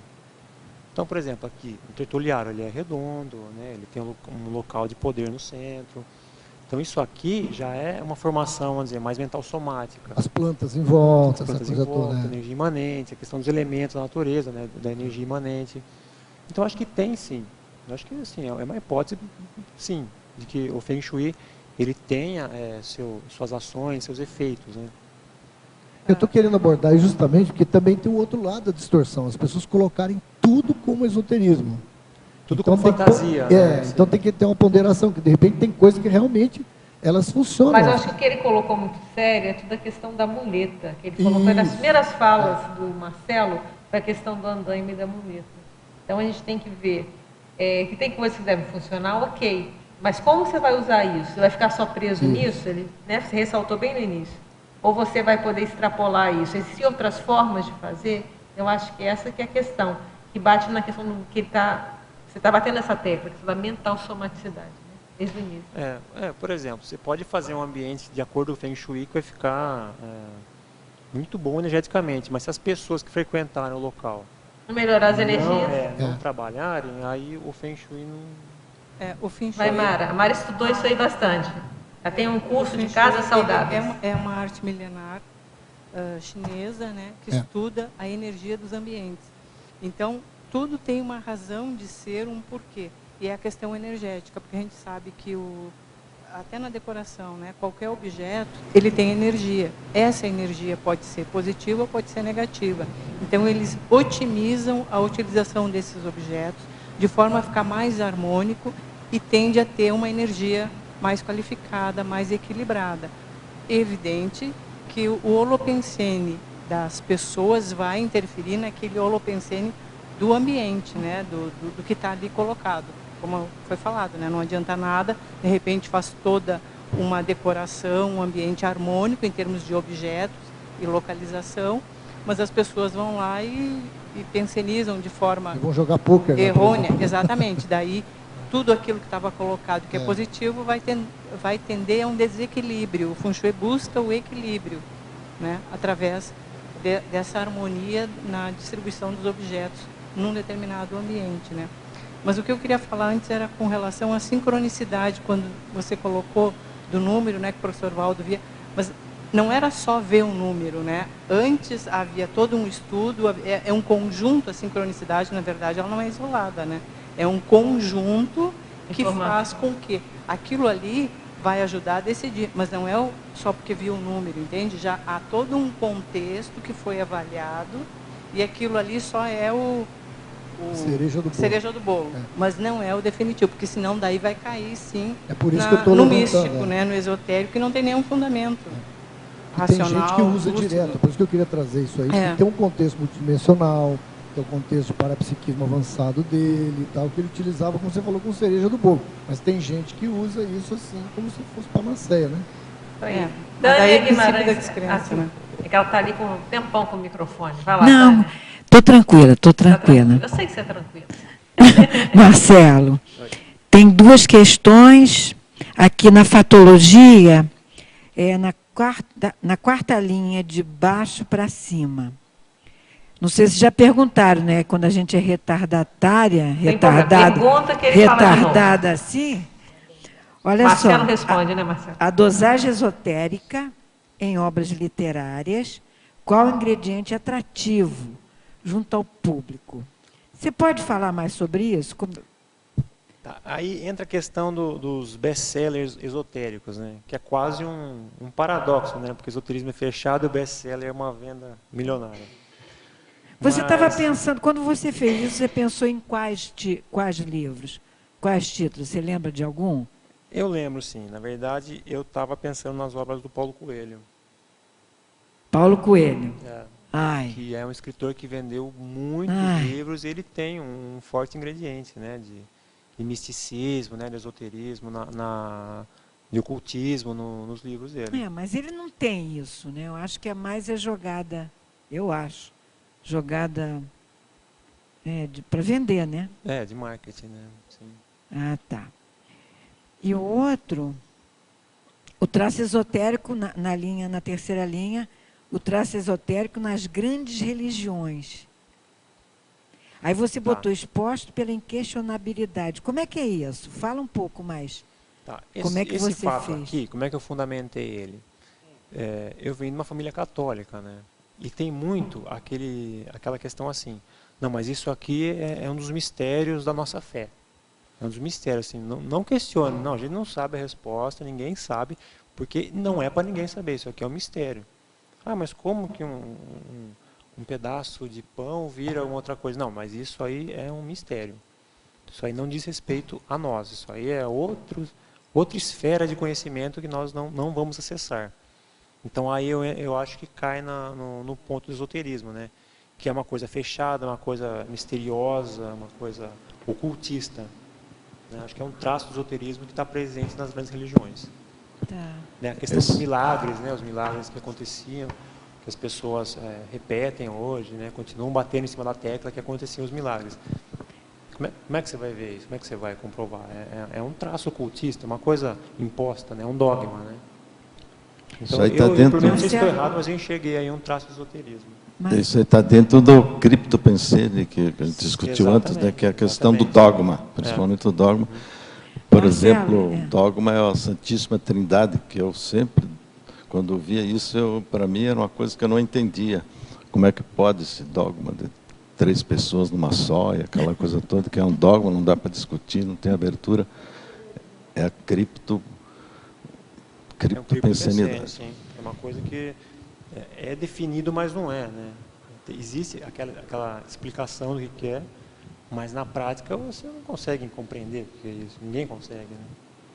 Marcelo, eu acho que essa frase que você colocou pode ser um tema bem interessante de você escrever até um livro, porque isso eu acho que foi um gancho, assim, essa coisa do esotérico nas religiões e relacionar com a inquestionabilidade.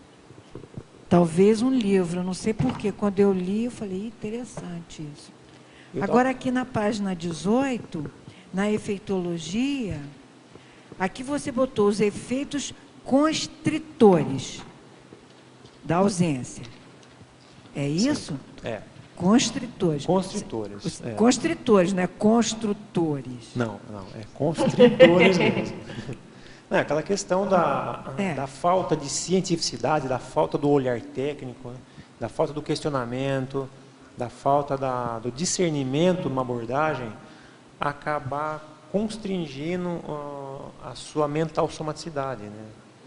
Você acaba se manifestando de forma menor, né? Menos ampla, mais restrita, quando você não tem cientificidade. Você fica mais condicionado ao que é colocado para você, condicionado aos dogmas que você está vendo.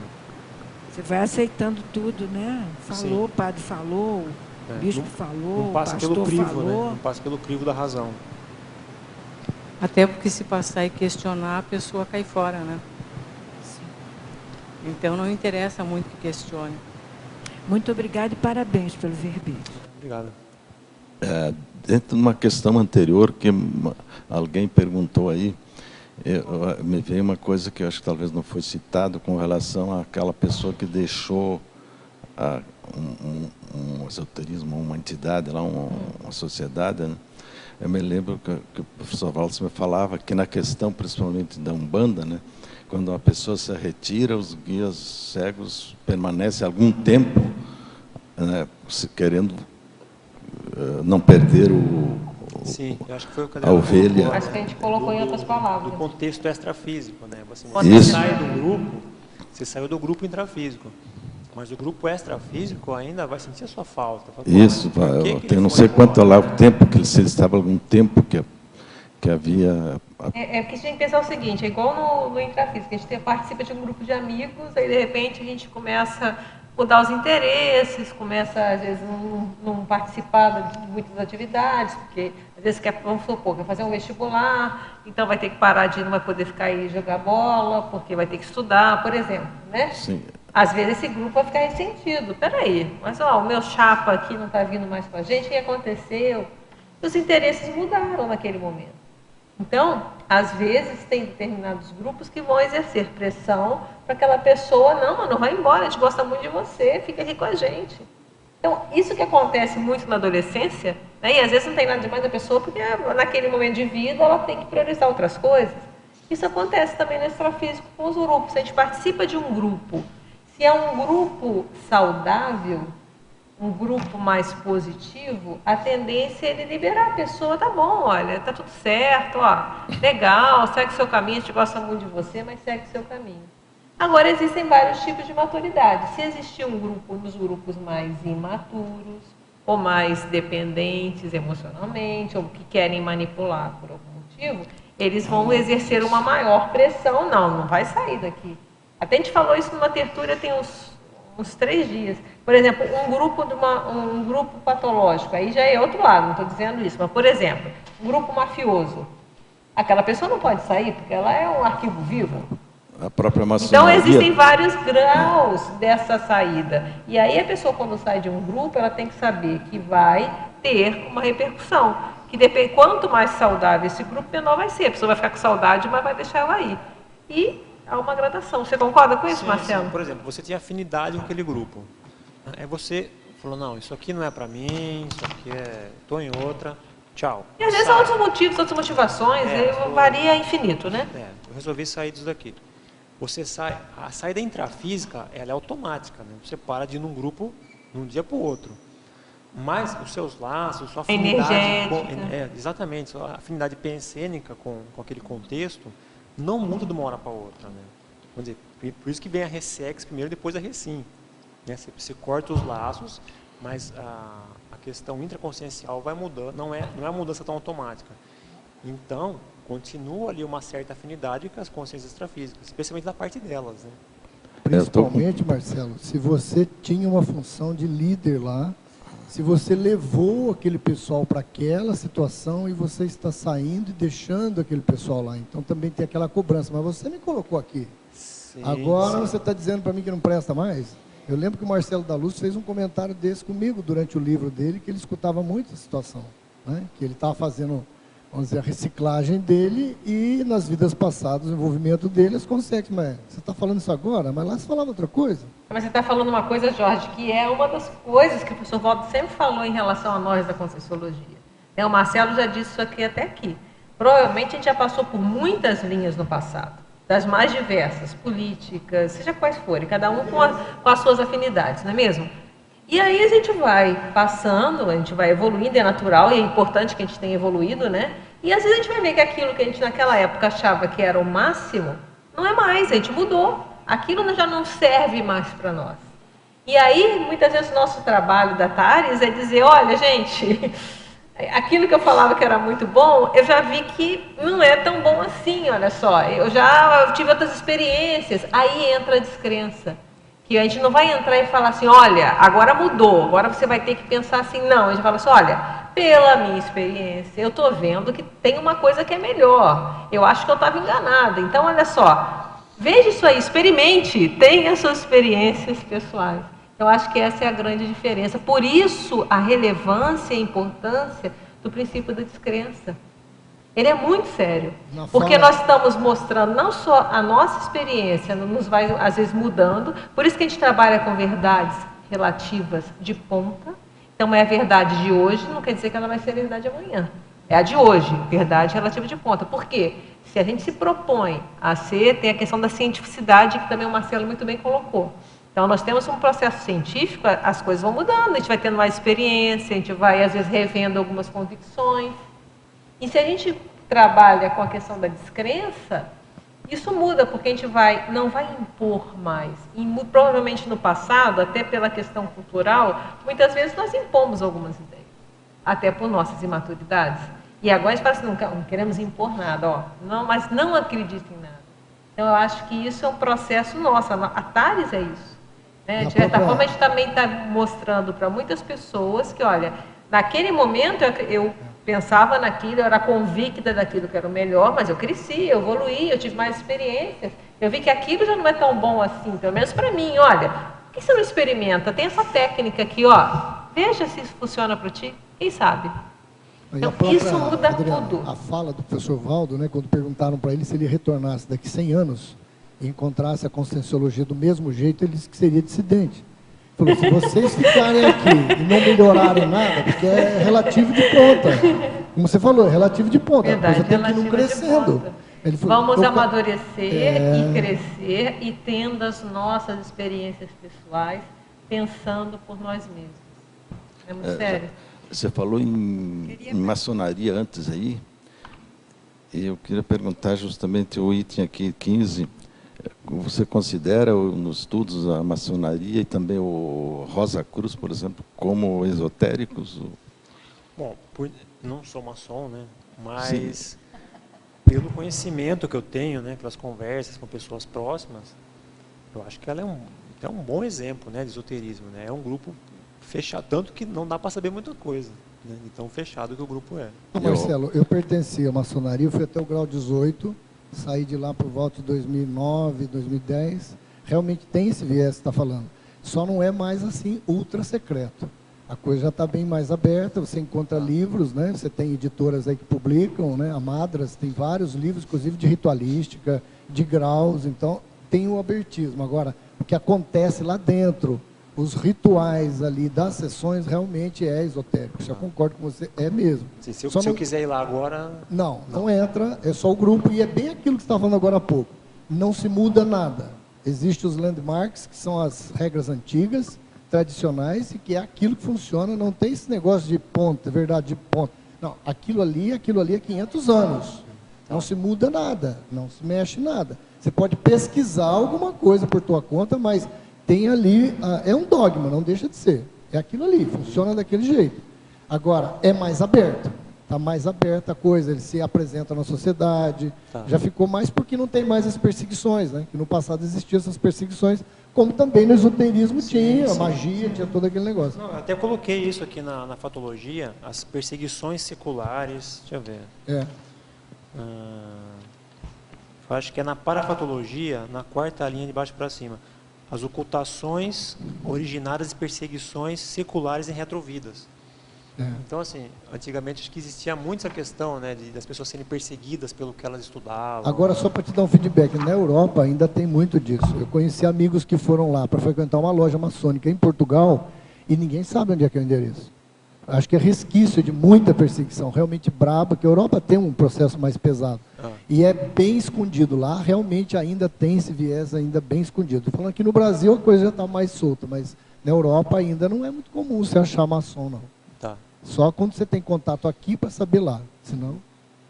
Joia. Marcelo, para a gente fechar agora, eu queria que na terapeuticologia você falasse, pelo menos pega uns 2 aí que você acha que é importante para a pessoa que às vezes se percebe com uma postura mais esotérica e que ela queira que ela optou para querer às vezes mudar e pensar diferente. O que você acha assim que são 2 pelo menos importantes? Um que eu acho muito importante, desapego.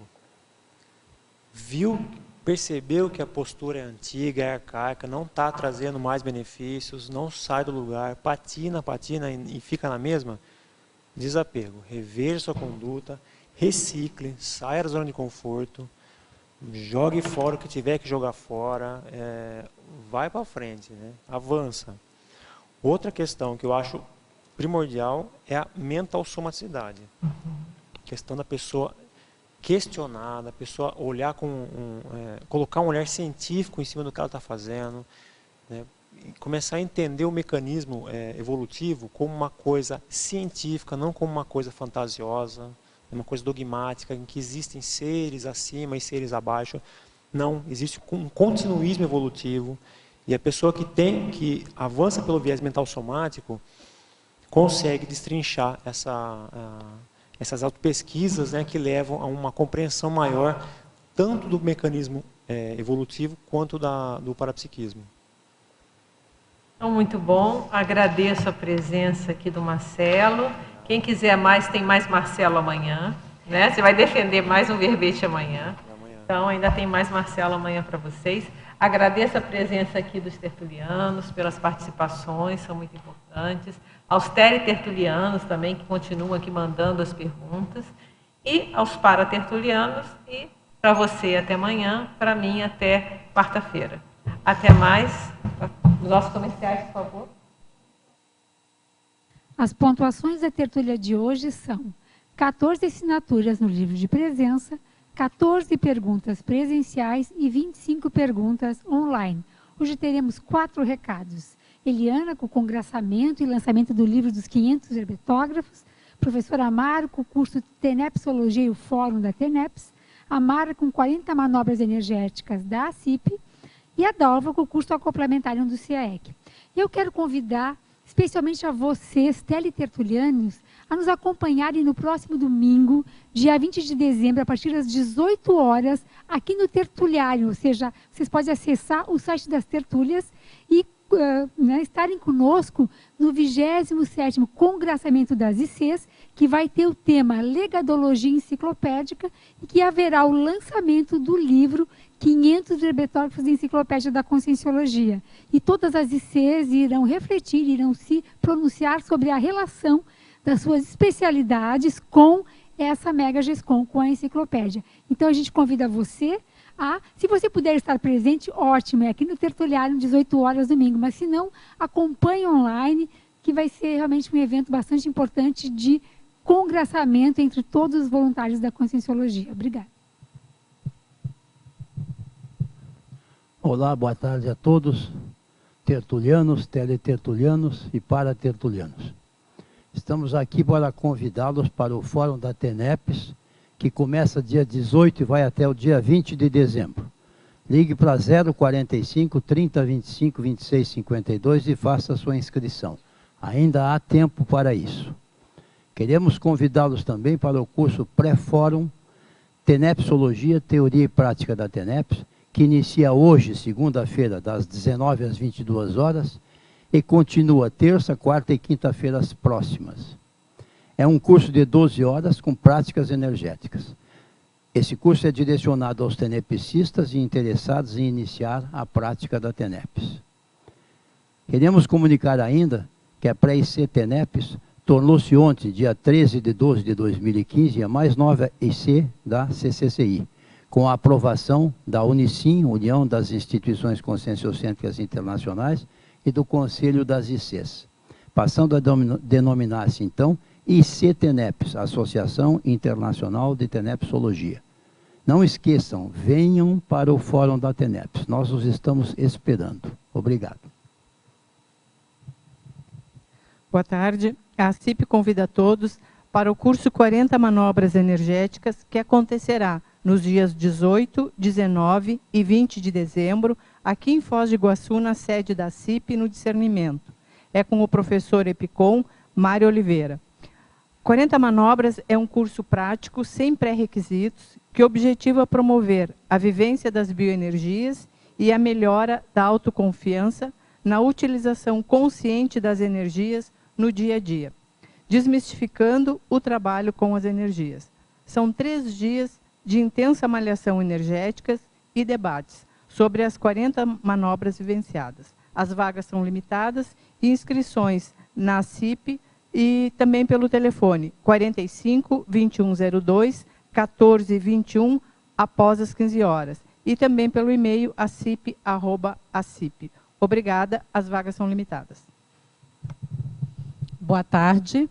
O CAEC convida a todos para participarem do primeiro laboratório grupal do planeta, o curso acoplamentário. Acontecerá no período 25 a 27 de dezembro, com a temática TENEPS.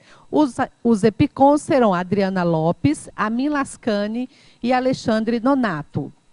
Um dos objetivos desse laboratório é aprimorar atributos conscienciais, tais como atenção, concentração e memória. As inscrições poderão ser feitas tanto presencial ou pelo telefone 45, nosso código de área, 3525-2652. Obrigada. E amanhã teremos o verbete Liderança Inevitável, da especialidade Liderologia, do professor verbetógrafo Marcelo Cover. Obrigada, boa tarde a todos.